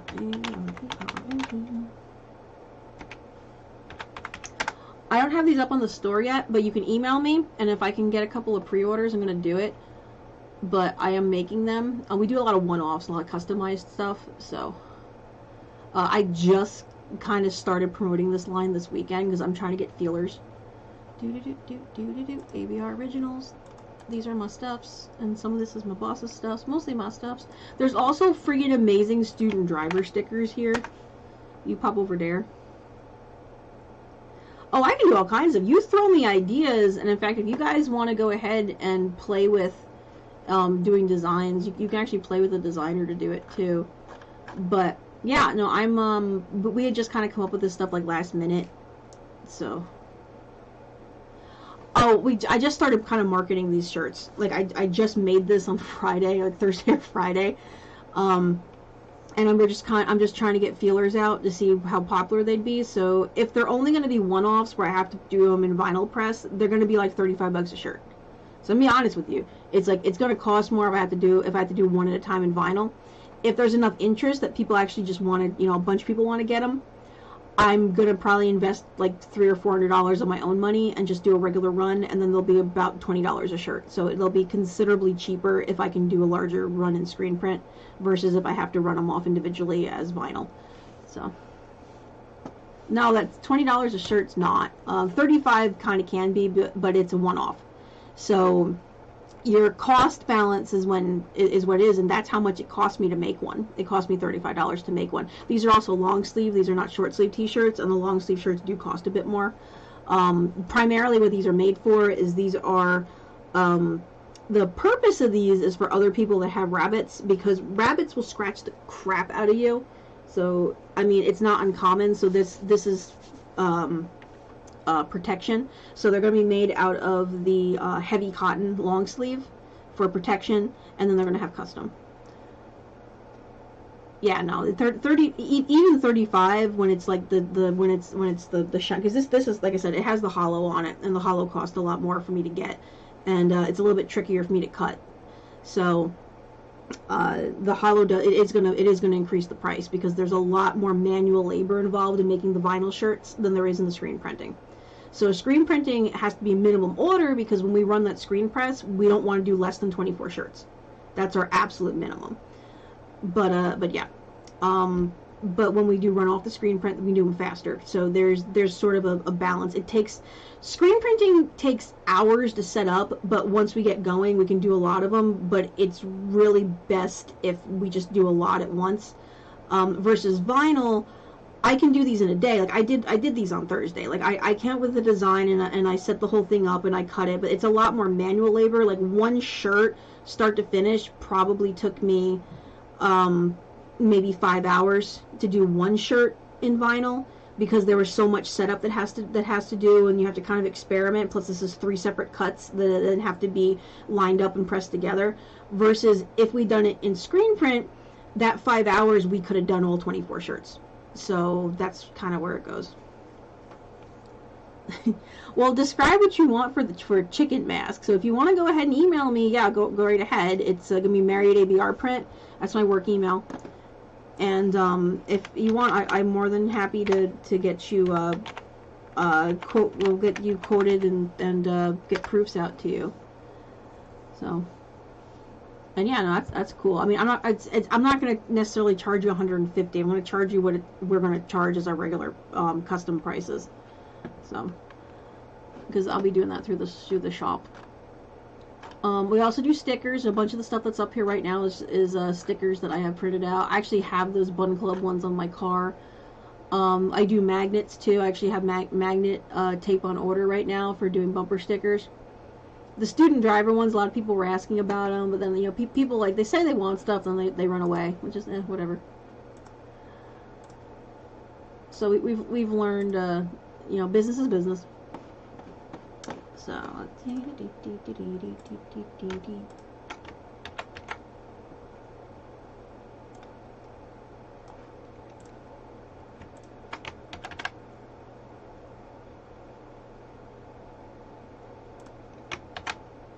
there we go. Okay, and chocolate torte.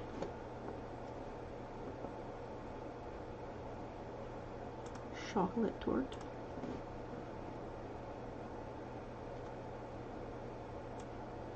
Thank you for the follow.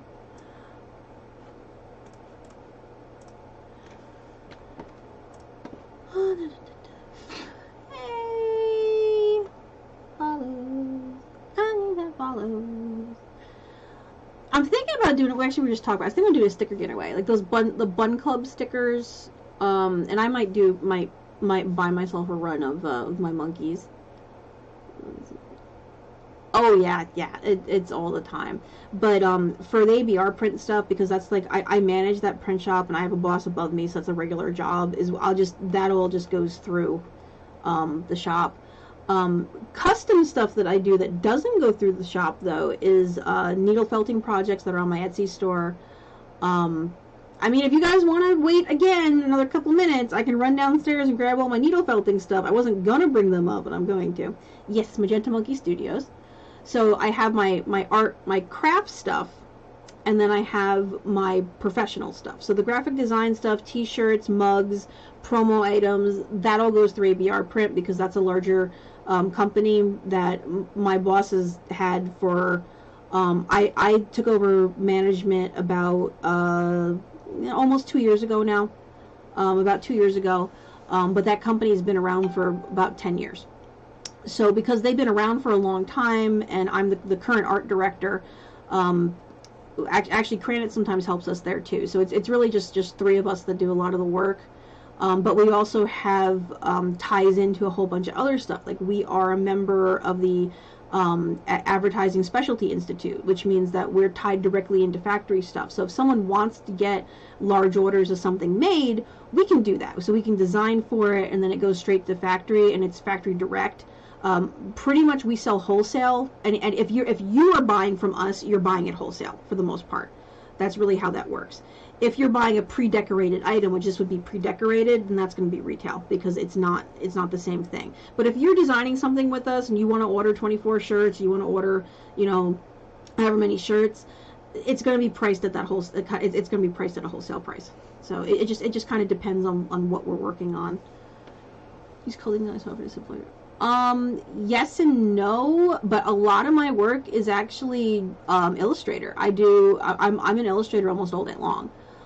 So what'll happen a lot of times is I'll get people that'll come with an idea, and we do charge for the graphic design part, because a lot of times people will do something and they'll be like, oh, well, this only took me 5 minutes on Word. Why is it costing me this to get it done on a t-shirt? And it's like, okay, when you do it on Word and you give it to me on Word, I then have to take that out of Word. I have to convert it. There's a whole, like, there's like an hour's worth of work that I still have to do. I can't just take the picture and print it unless you've given it to me print ready. And 9 times out of 10, they don't give you stuff that's print ready. So yeah, exactly. You have to vectorize it. You have to update it. Like these are all vector images. That's how I'm like changing colors real quick. So I'm just going down here and I'm saying, okay, well, I want this to be, you know, pink, and I'm just changing that color here or here. But this is set up. I convert it to vectors. So we make EPS files out of them normally.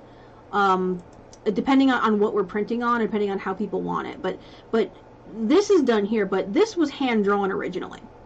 So for me, this was hand-drawn first, and then it was brought and cleaned up in Photoshop, and then once it was cleaned up in Photoshop, then it was brought into Illustrator, and then it was converted into a shape, and then a lot of other stuff is put into these to make this. This is a pretty simple design, but sometimes we'll get like really complicated shit. And the same thing with, like, even if you give me an image for a t-shirt, if it's full color, there is a whole lot of stuff that has to go in before we can screen print it. I have to color separate it. I have to color separate it, halftone it, do it correctly.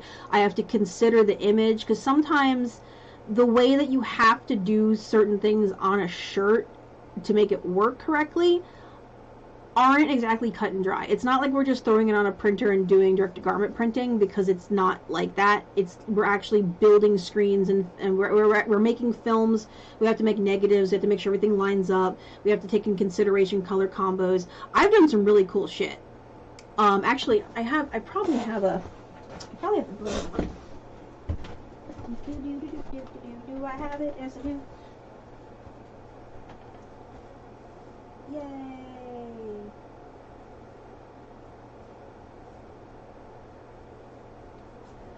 Of course, it's green, so it's not going to show up on the camera, but oh well. Listen. But this is not going to work. Yes, it do. Okay, this is not going to be the best example because my green screen is on. I have to turn off the chroma key in order to really see this properly. But actually, it's kind of cool that way too. So this was one of the always 420 in Bloomington shirts, because one of the shops that we do a lot of business with is the 420 shop. And actually, it's not a bad example. When this print was done, if you see where there's bleed through, I'm going to turn off the chroma key in a second so you can see something really cool. But the way that I like to do these is, because I designed these, I like to use the color of the shirt that we're using as part of the color of the print. So this looks different depending on what color it's printed on. It was specifically designed to be printed on these green shirts. So I'm going to go ahead and turn off the chroma key so you can kind of get an idea of what I'm talking about. Filters, chroma key. Okay, there we go. So get an idea of what I'm talking about. If you look like where the green is, like in between stuff, you'll see that it's half toned differently. And the reason that's half toned like that is because I wanted that green to bleed through to become part of the color. So when that bled through to become part of the color, it also will change depending on what color shirt. Like I can probably pull some stuff up off the website. So you can get kind of an idea. And this is of course full color screen press. This is using a 5-color process. So this is what a 5-color process looks like. yeah. But this is 5 colors. So this is done. Yellow gets laid, white gets laid down first, then yellow gets laid down, and then the magenta gets laid down, and then blue, the cyan gets laid down, and then it dries once, goes around, and it comes around again, and there's a black pass that covers all the shadowing. And it's actually really cool. But that's the whole screen print process, and we can make these. Give me just a second again.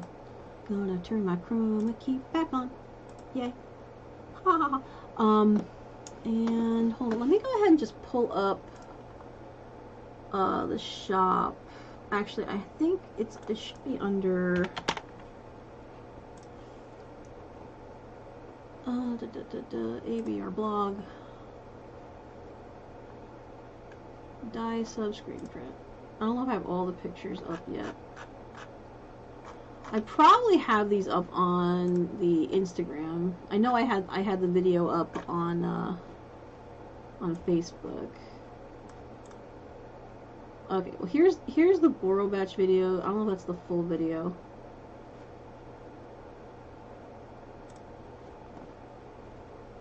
Let me just get this loaded. Okay, so this was kind of like a really quick run through of our process. So we start with blank shirts, and then we get them loaded on the press. Either we laser line them. This is a full mechanical press. It's a nice press.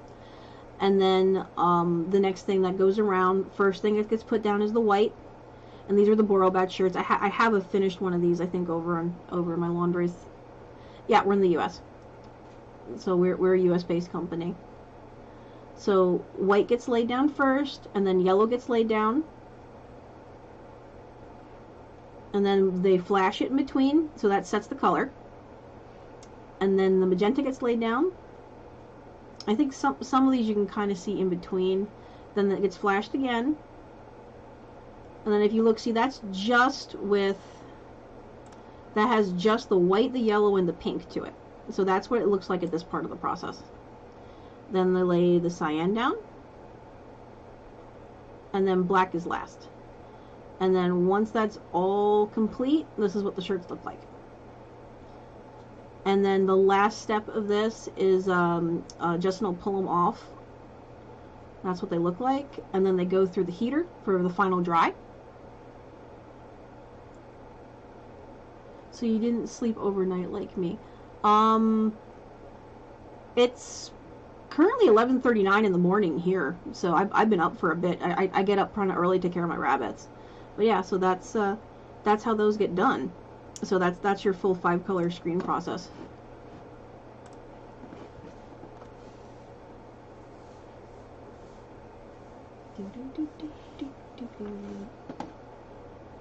Okay, and where are we with this one?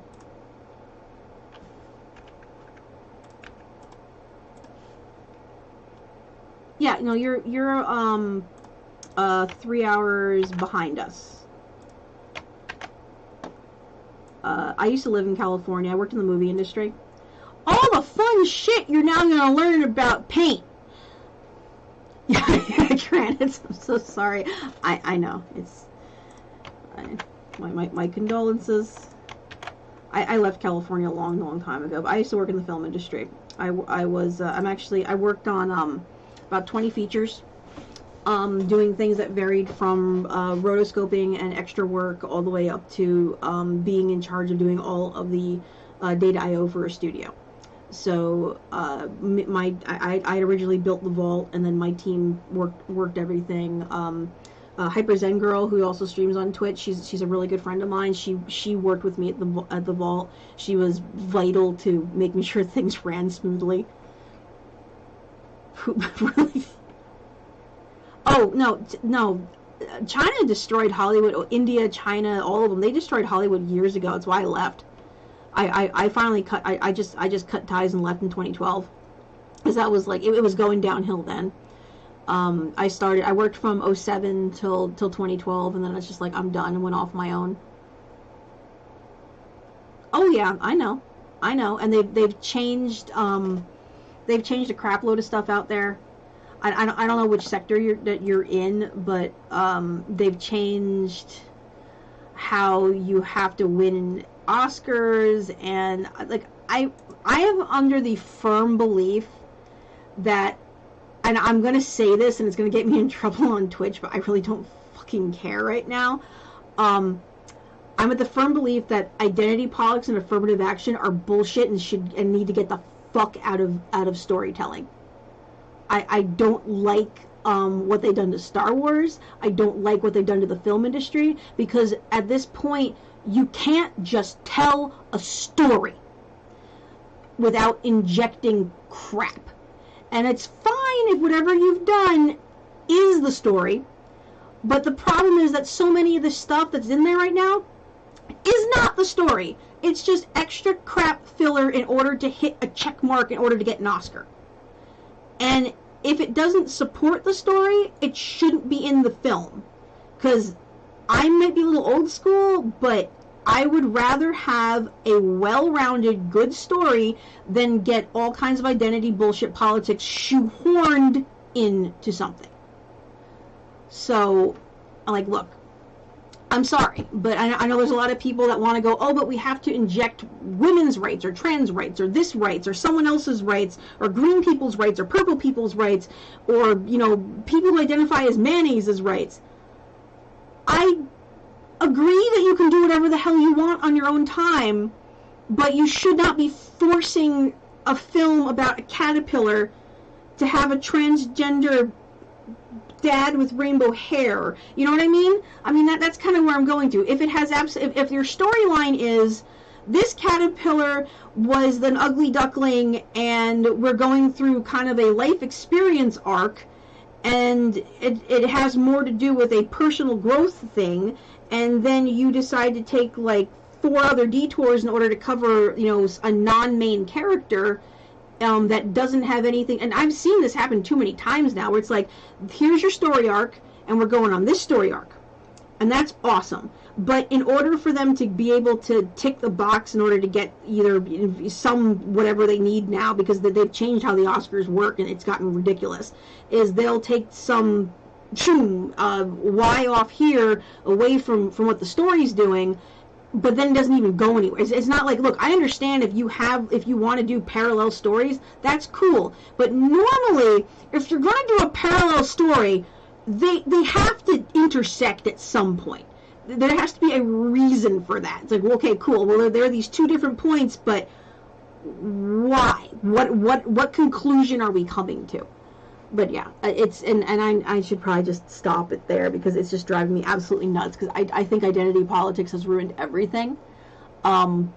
It's got me to a place where I was working in my tech career where I realized that I was a fucking identity hire. I was hired on for a job that I really wasn't qualified for, and I think they knew that, because I kind of told them I'm looking for an entry level, and they threw me in a senior position, so I was set up to fail, and that pissed me off, because then I'm like, I'm just a diversity hire. I'm like, you're not paying attention to what my actual skill sets and needs are, or if I'm going to fit in with your company, but because I have a vagina, you hired me. And that made me feel like shit, because I'm still questioning if I'm good enough to even bother doing the stuff in that field, which is why I fell back to graphic design. Because I'm confident in my graphic design ability. I am confident in my artistic ability. I know that if I'm being hired to do artsy stuff, it's not because I have a vagina. It's because I'm capable of doing it and capable of managing it and capable of being to that level. And I'm capable of holding my own.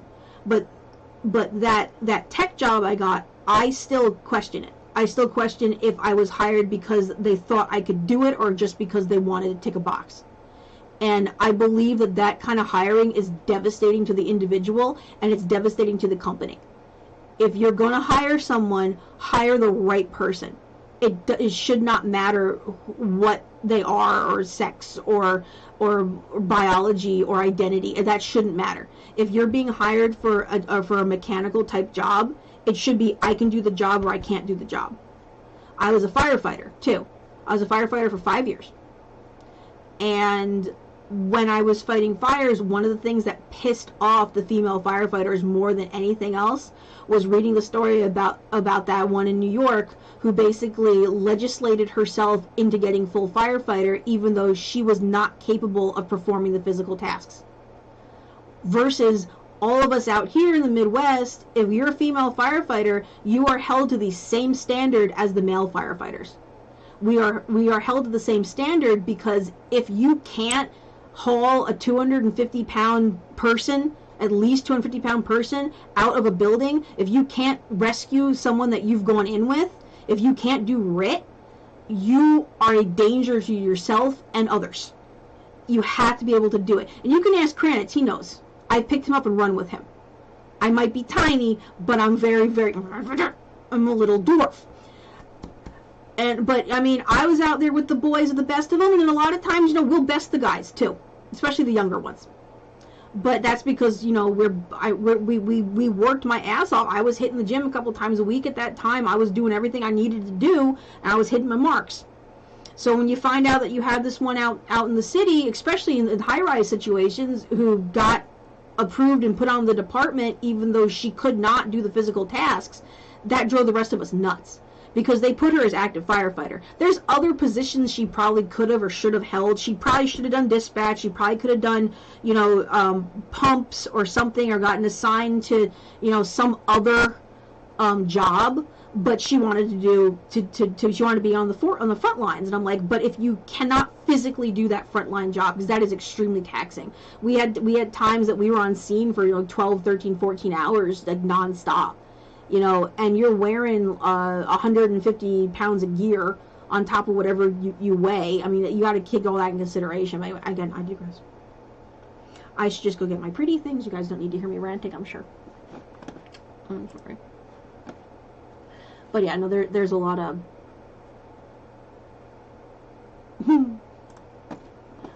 oh, there's a lot of stuff going on.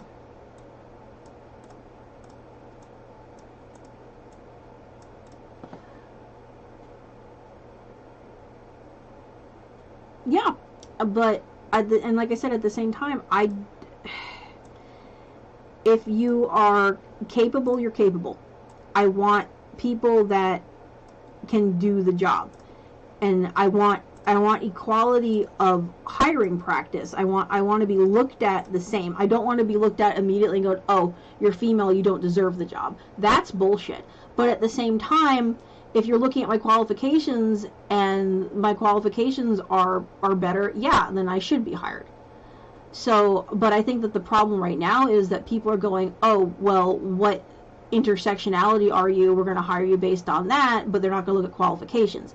That is a problem. I think that you need to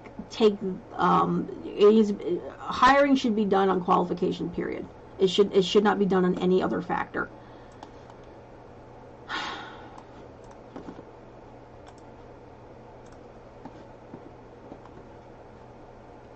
Blue chocolate lilac tort place.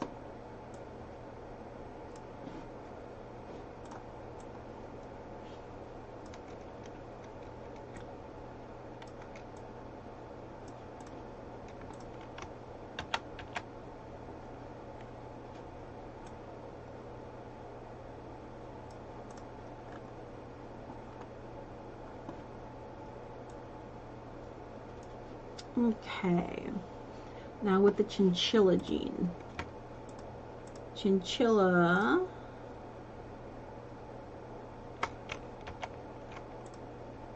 self-colored. Okay, have fun.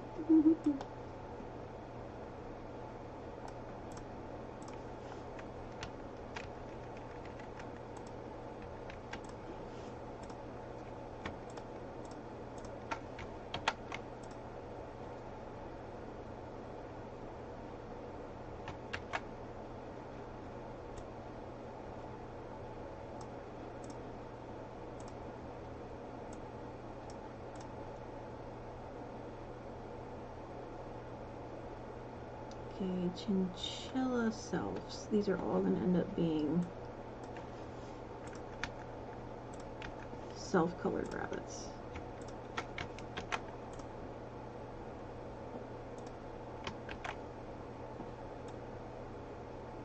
Oh, no wait, steel won't show up on these either. Steel does not show up on self.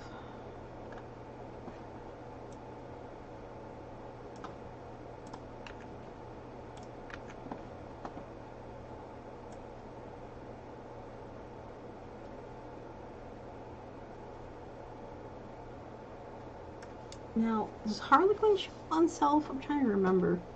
So I thought that you could have a black tort Harlequin.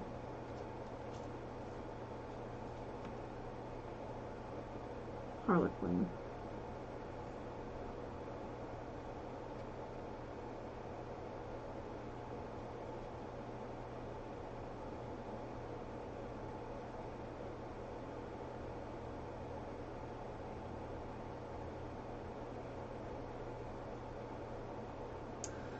The app says no, but I could have sworn that I read that you could. So I want to double check this.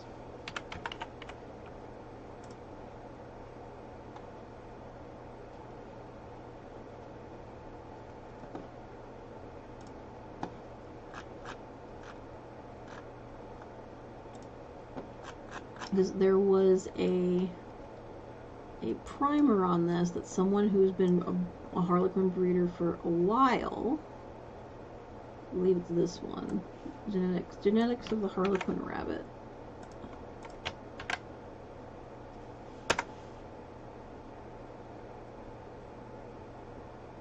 No, I messed that up. I hope not. Oh, okay, we're gonna go to this one.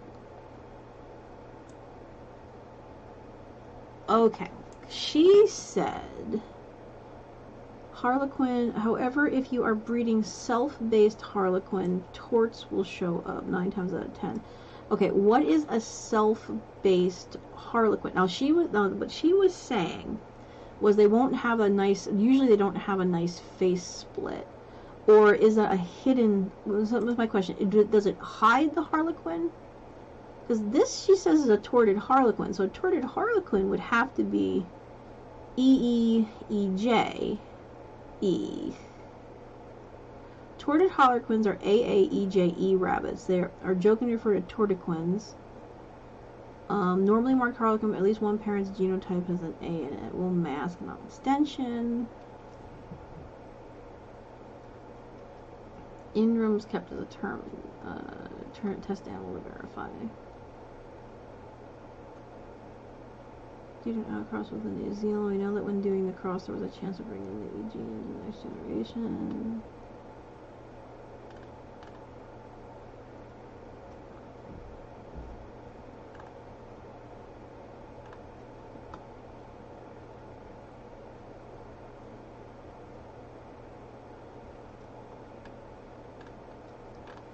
Crossing out satin, just spotting white markings.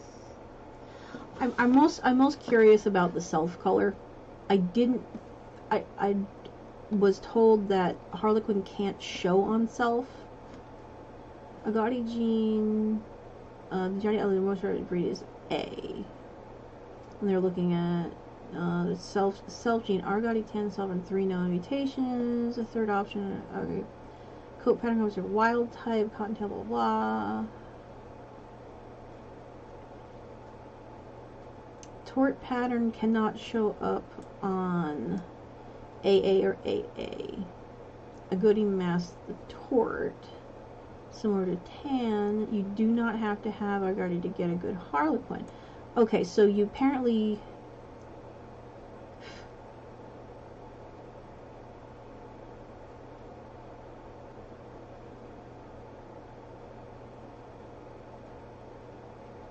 If you are breeding self-based Harlequin, torts will show up. Well, that is true.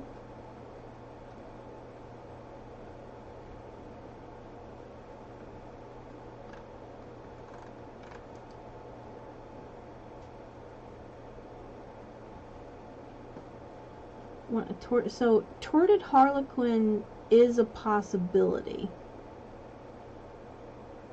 I'm still slightly confused because that's kind of where I'm at. So I'm according to this, it sounds like you'll still get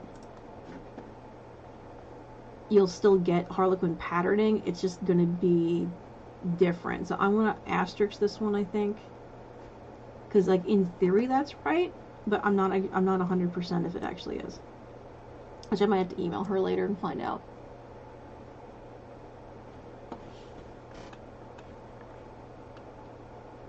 Okay, and then when we get down to chinchilla,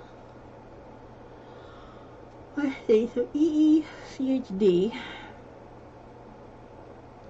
on a self color. So I think that would still be a frosty. I think if you have self colored with chinchilla, because I think chinchilla will be masked by self, because I think it only really affects.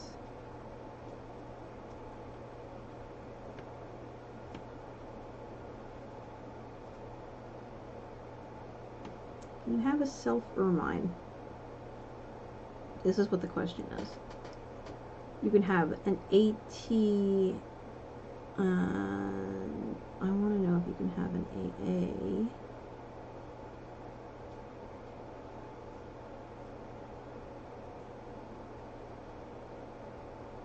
AA. Okay, self, chocolate chin.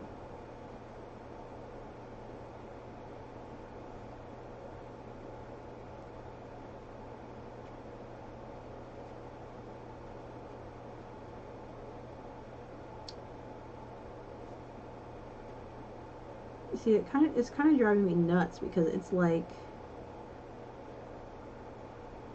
okay, chocolate self chinchilla.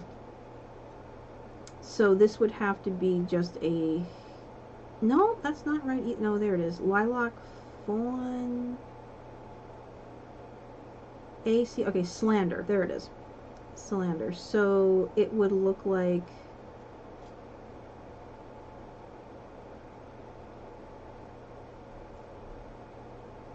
Well, no, that's not a correct description either, because if it's a self color, now we need to go back to the Google, because that doesn't sound right to me. This sounds very wrong. Okay, so Salander rabbit color genetics. Color genotype chart. Okay, what does this one say?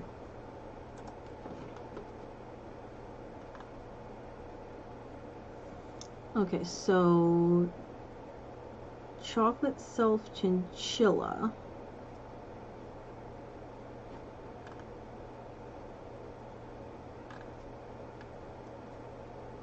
Chocolate salander. Okay, what does that actually look like? I really wish they had pictures. I really, really do. Because pictures are so much more. That's the problem. So many of these don't have pictures. Okay, what is the description of this? Because that looks, is it shaded? Well, that doesn't even make, no, that should be chinchilla light, not chinchilla dark. Well, it says that is, okay, well, if that's what it is, salander, I guess that is dark.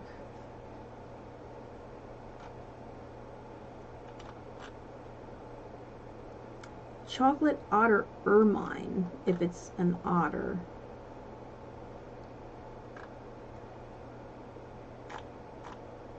I guess it's kind of a slant. It's kind of a type of ermine then.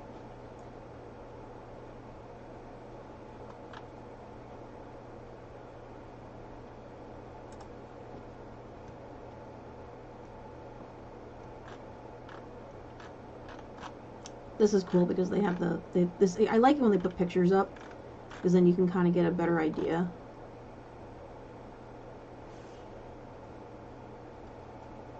Okay, also called sable point. So Siamese sable point. Non-extension version of sable.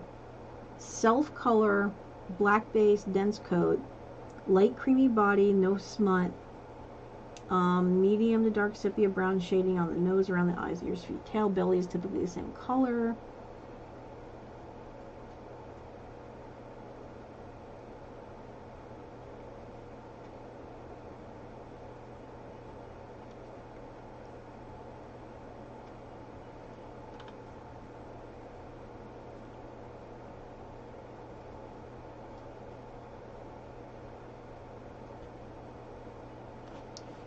Okay, so sable would be, so this is a tort sable point.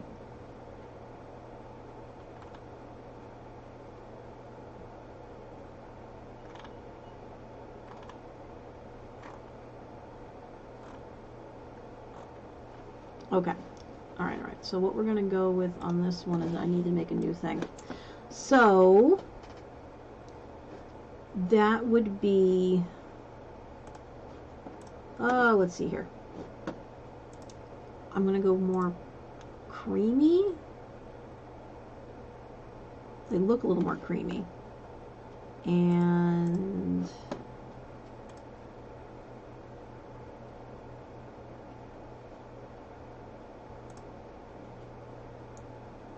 but this needs to be shaded, not full hemi colors. So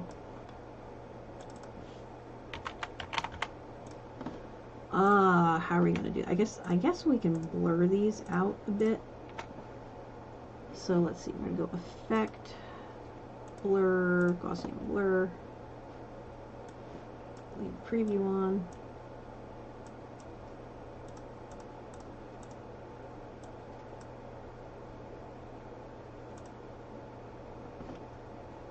That's not enough blurring. I need a lot more. I'm looking at this going, nope. Yes, we're going to apply a new effect. Give me the thing.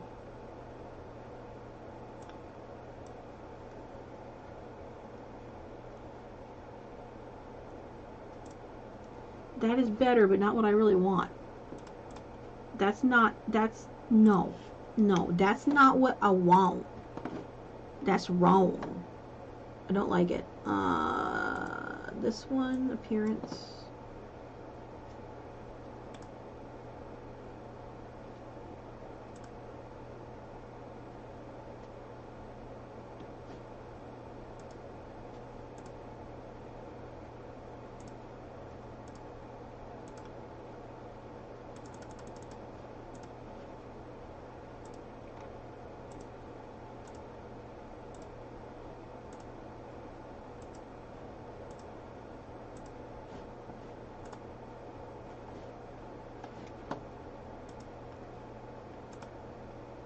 Oh, dingbat, you were fine. You're just dumb.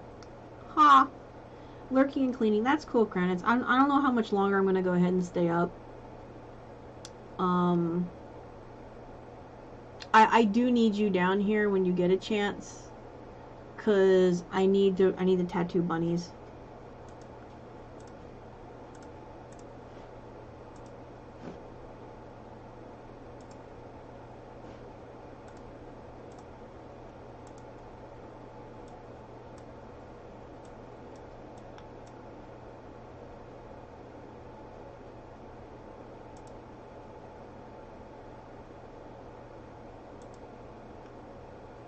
Okay, that is more shaded. I think we're going to drop the opacity a bit, though.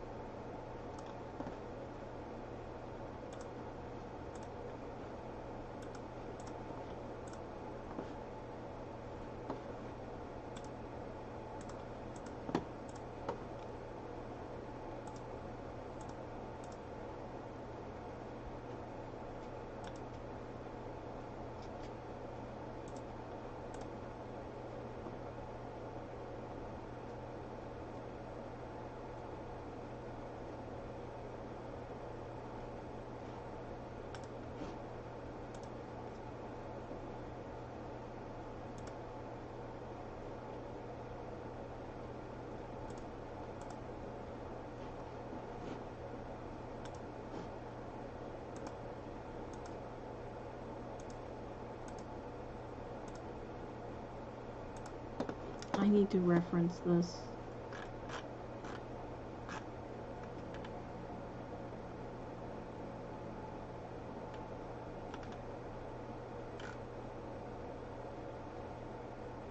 Siamese Sable Point 8A. It's CHL though. I remember CHD. Grrr.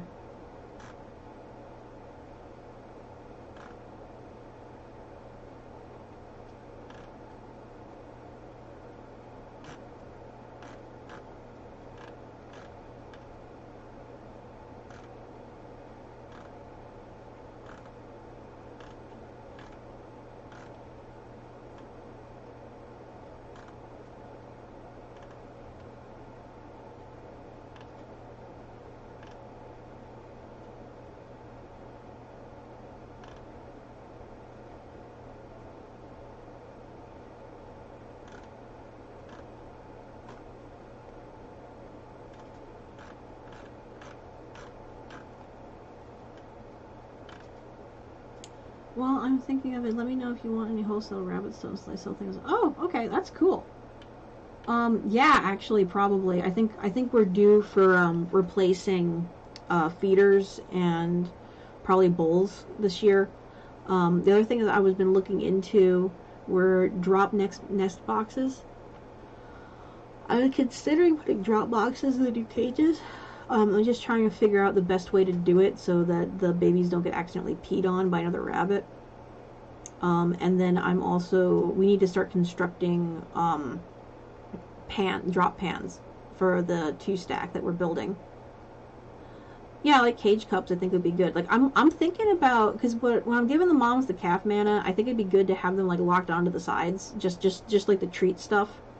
Like the oatmeal, calf manna, and sunflower seeds, because I got like 1 or 2 does that if I stick them in with the regular feed, they will just dig all the feed out.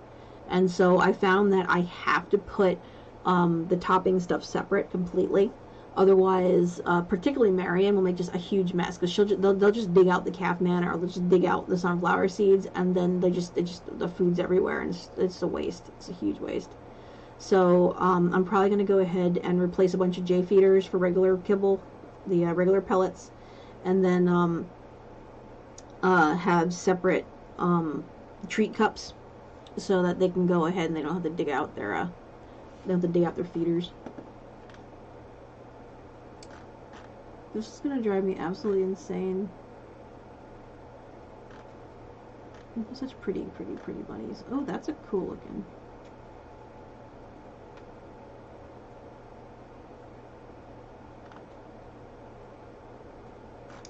See, this is all shaded guide. Does she have one of these on? Oh, they got red New Zealand's too. Mini Rex color Gen X 101. Okay. That's not bad. That's not a bad price at all. Okay. I might have to look at doing that next paycheck if someone doesn't, Actually, that's not bad either. If someone doesn't run me out. Although what I'm trying to do is I think I want to get all 7 inches for the does, because when they have their babies. So I'm trying to get them all so they're exactly 7 inches wide, because I can clip when I build the new cages. Oh shit, I'm about to get new feeders like now.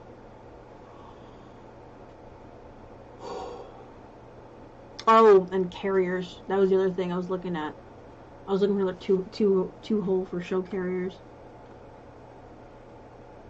Well, that's not bad either. Like I said, I'll look. I'll see what I actually need as far as like stuff. CHM. First learning about genetics, the gene was never introduced to me.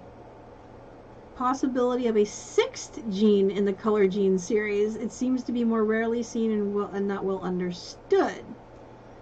This gene is not mentioned in the C. After doing some research talking to the breeders, I found there was some controversy. While it is said that CHM, I think it's chinchilla medium.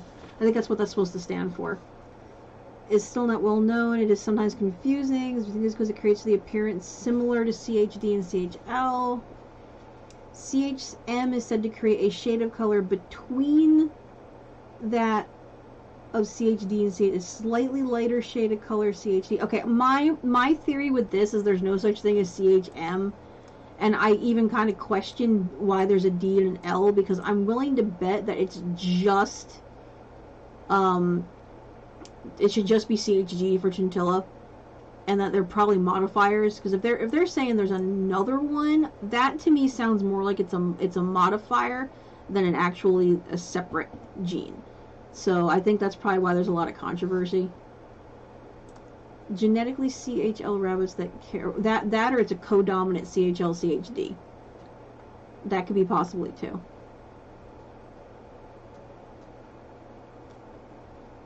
Rabbits tend to have a little lighter shading and sometimes lack belly shading that a CHD non-extension rabbit usually has. Well, I mean, it could. I mean, I've had a couple that should have been chinchilla, but they were like super dark chinchilla. But this is saying a lighter color, so I don't know. I don't know. I wonder if she has. No, then she doesn't even know about. So she hasn't included ED, which is the dominant, the super dominant E. Yeah, oh no, it's down here. ED, interesting. Gene is very new, and I'm inserting fair. The gene is said to be the 5th extension to E, which it is. The gene is the most dominant. Yes, that's all I know about it. If she wants to dig a little further, this because that one I have dug into. And ED is dominant black. There's actually, I believe, schnauzers are ED too. When I was going through the mini schnauzer coat color genetics, but she does go further into the modifiers and like the wideband and stuff, which is something I have not played with. The same thing with like Dutch and Vienna. So I have a remedial understanding of Dutch and Vienna. But I'd like pictures of a slander, salander,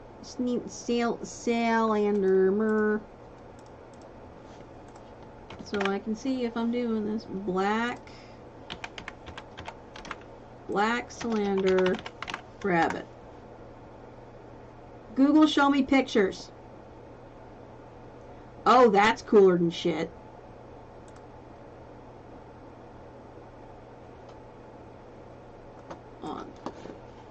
Oh, check this dude out.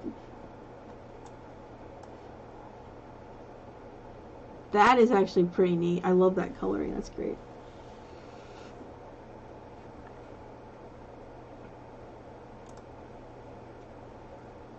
Okay, so it looks like there might be lighter on the top and then more on the bottom.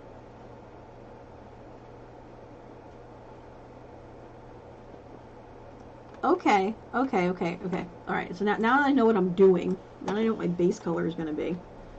So we're going to actually go the other way with this one. So this looks like we got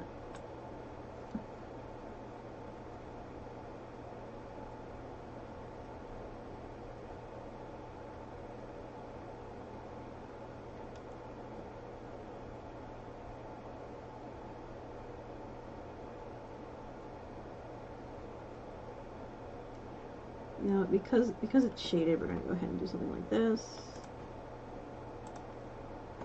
There we go. Actually, that's kind of cool. I think I like it. And we're going to add another filter with blur so it looks more like it's supposed to look. Okay. Yay.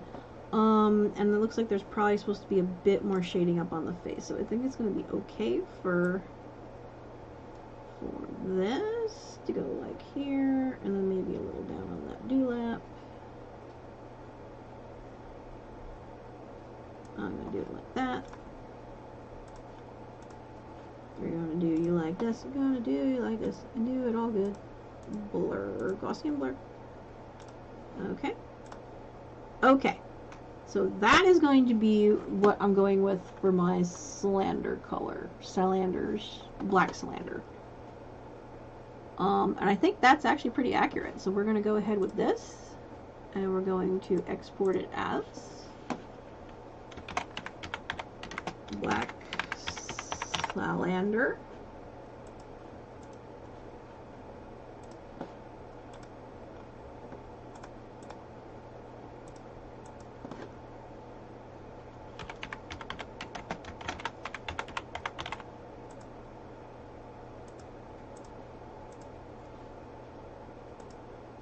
Okay.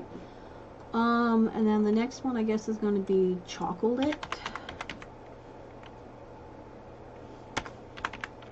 Chocolate cylinder. Let's see what that looks like.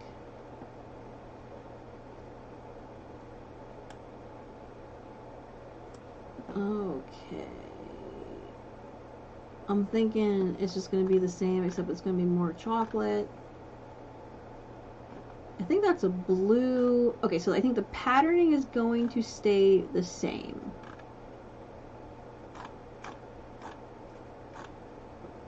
I think it's going to be a little more creamy. So we're going to make this a little more creamy. And we're going to change all the shade baselines to brown. Go for a little bit darker. Okay. Alright, so that is going to be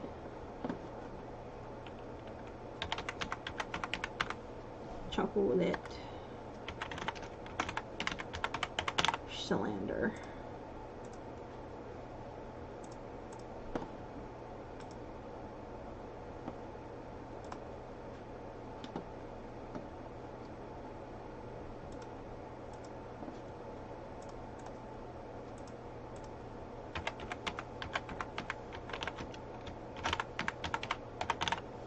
The rest of my family has not gotten up yet, which is kind of driving me nuts.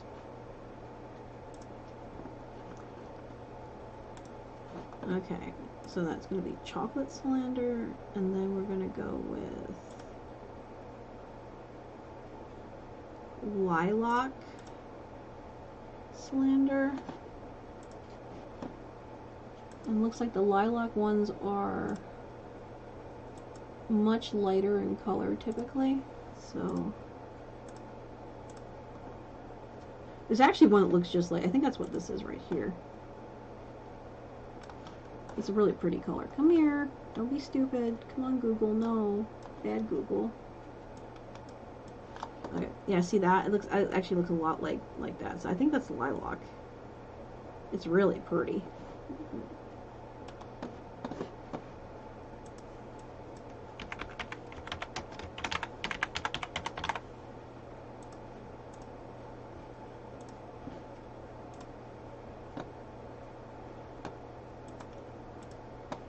Oh, there was a really cool picture we saw last night. Someone has a red-eyed, I want to say it's a red-eyed magpie, and it shouldn't exist, basically. So what they think it actually is, I think that's legitimately a chimera, where part of the rabbit is a completely different genome than the rest of the rabbit. So I thought it was really, really cool. Like, I went ahead and saved the picture. I was thinking about doing a video on it, but I want to ask her if it's okay first.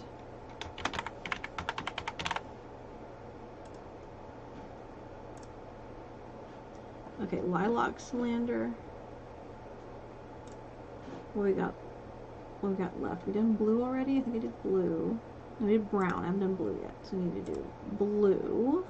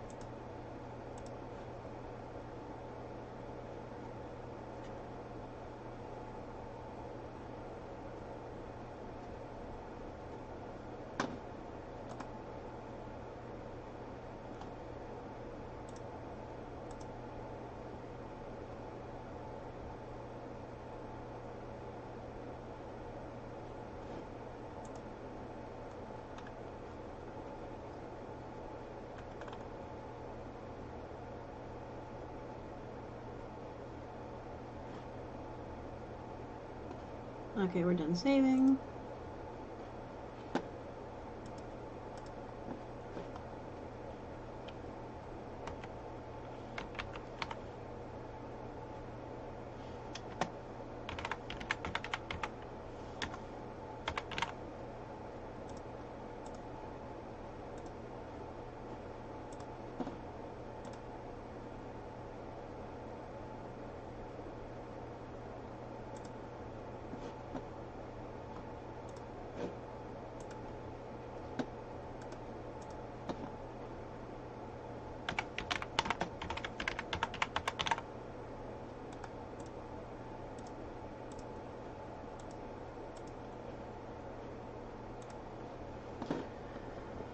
Okay, and what is the difference between this and sable? So there we go, chocolate. Sables look like they're much, much darker shading in a lot of ways, it looks like.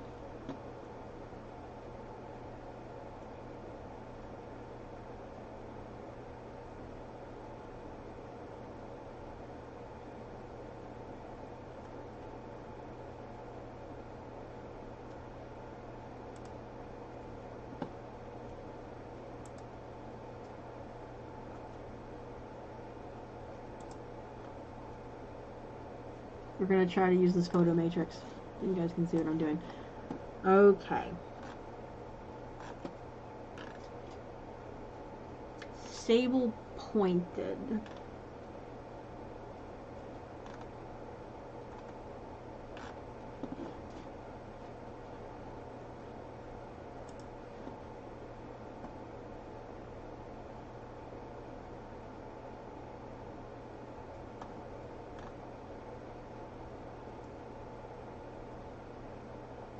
That's gotta be the shadow on that rabbit. That looks like really weird.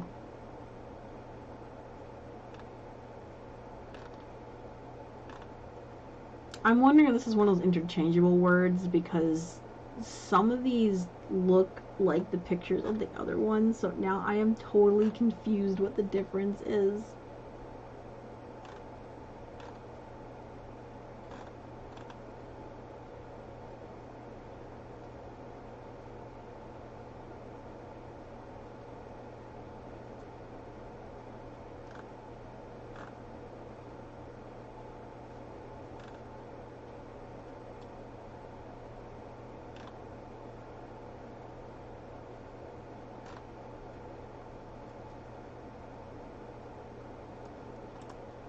Yes, please try to walk me through what this is. So this says it's a cylinder. This is a dark. So this is the what I was going off of.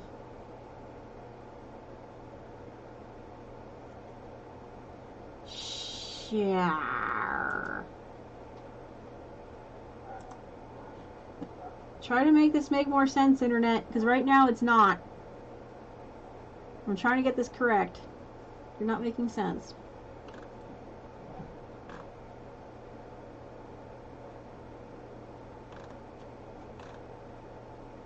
Okay, Sable Point. A-C-H-L-E-E. Other name Siamese Sable Point. Well, that looks like the slander. I'm very confused here. Okay, maybe I have to rename them Sable Point. Maybe that's wrong. Oh my god, why is this so complicated? Okay, seal is if you have double CHL. See, this is where it's like I said, it starts getting confusing because you have these codominant genes, and you end up with these codominant genes.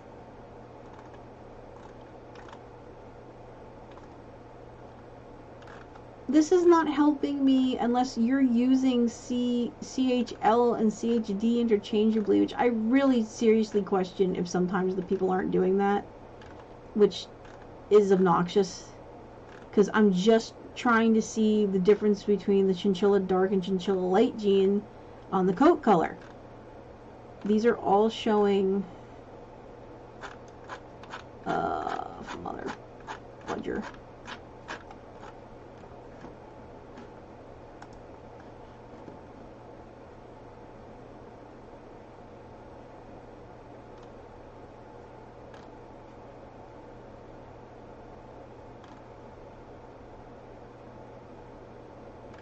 So I can still use those things, but that means that I need to rename them if they're actually supposed to be the chinchilla light versus chinchilla dark.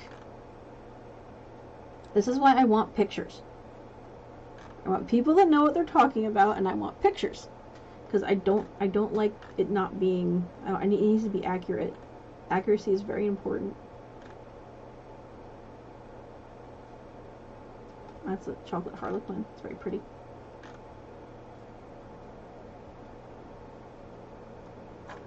Arrgh.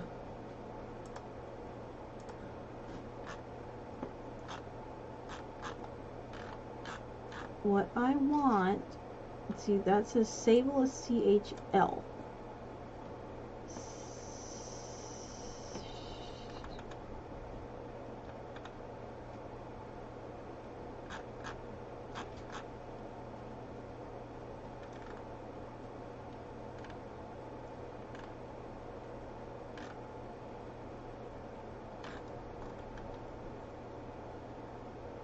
Self chinchilla appears a deep sepia brown like steel, almost darker.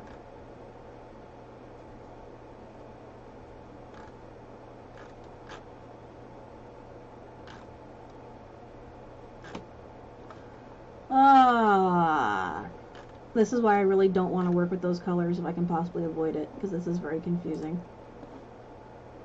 See, this is just gonna, this doesn't have pictures though. See,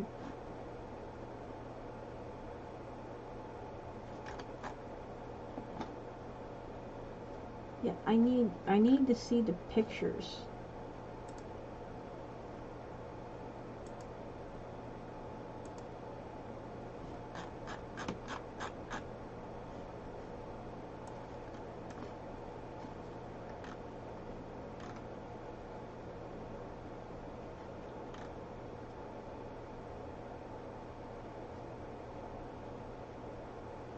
Yeah, that's an incomplete dominance. 2 sable genes produce a dark sepia that's almost black. The sable gene removes yellow from the hair shafts and removes some darker pigments.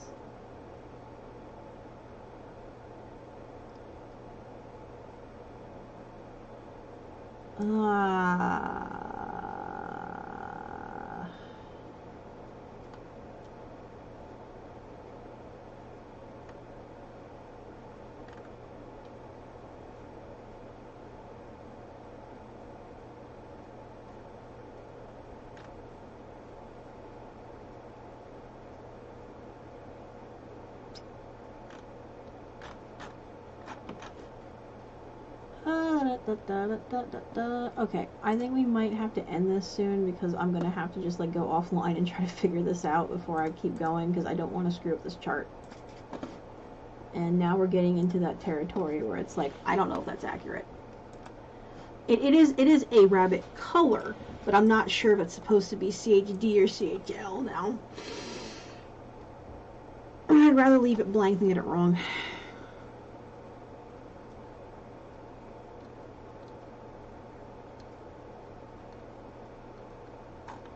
Alright, so I think we're gonna call this for today. We've been about 3 hours. I think that's enough. Yeah, about 3 hours. We're good. Alright, well, thanks you guys for stopping in. Thank you for the follows. I will catch you later. Oh yeah, and I'm sure I'll be posting TikToks. I just got other work. I got other work I'm gonna need to get to. I'll probably try to stream later. This was mainly a test stream. And if you guys want to stop in and see my needle felting, as soon as I get the camera arms set up in here so I can do my crafts, I'll go ahead and do top down and we can do some craft work. But yeah, but thanks for stopping by. See you guys later.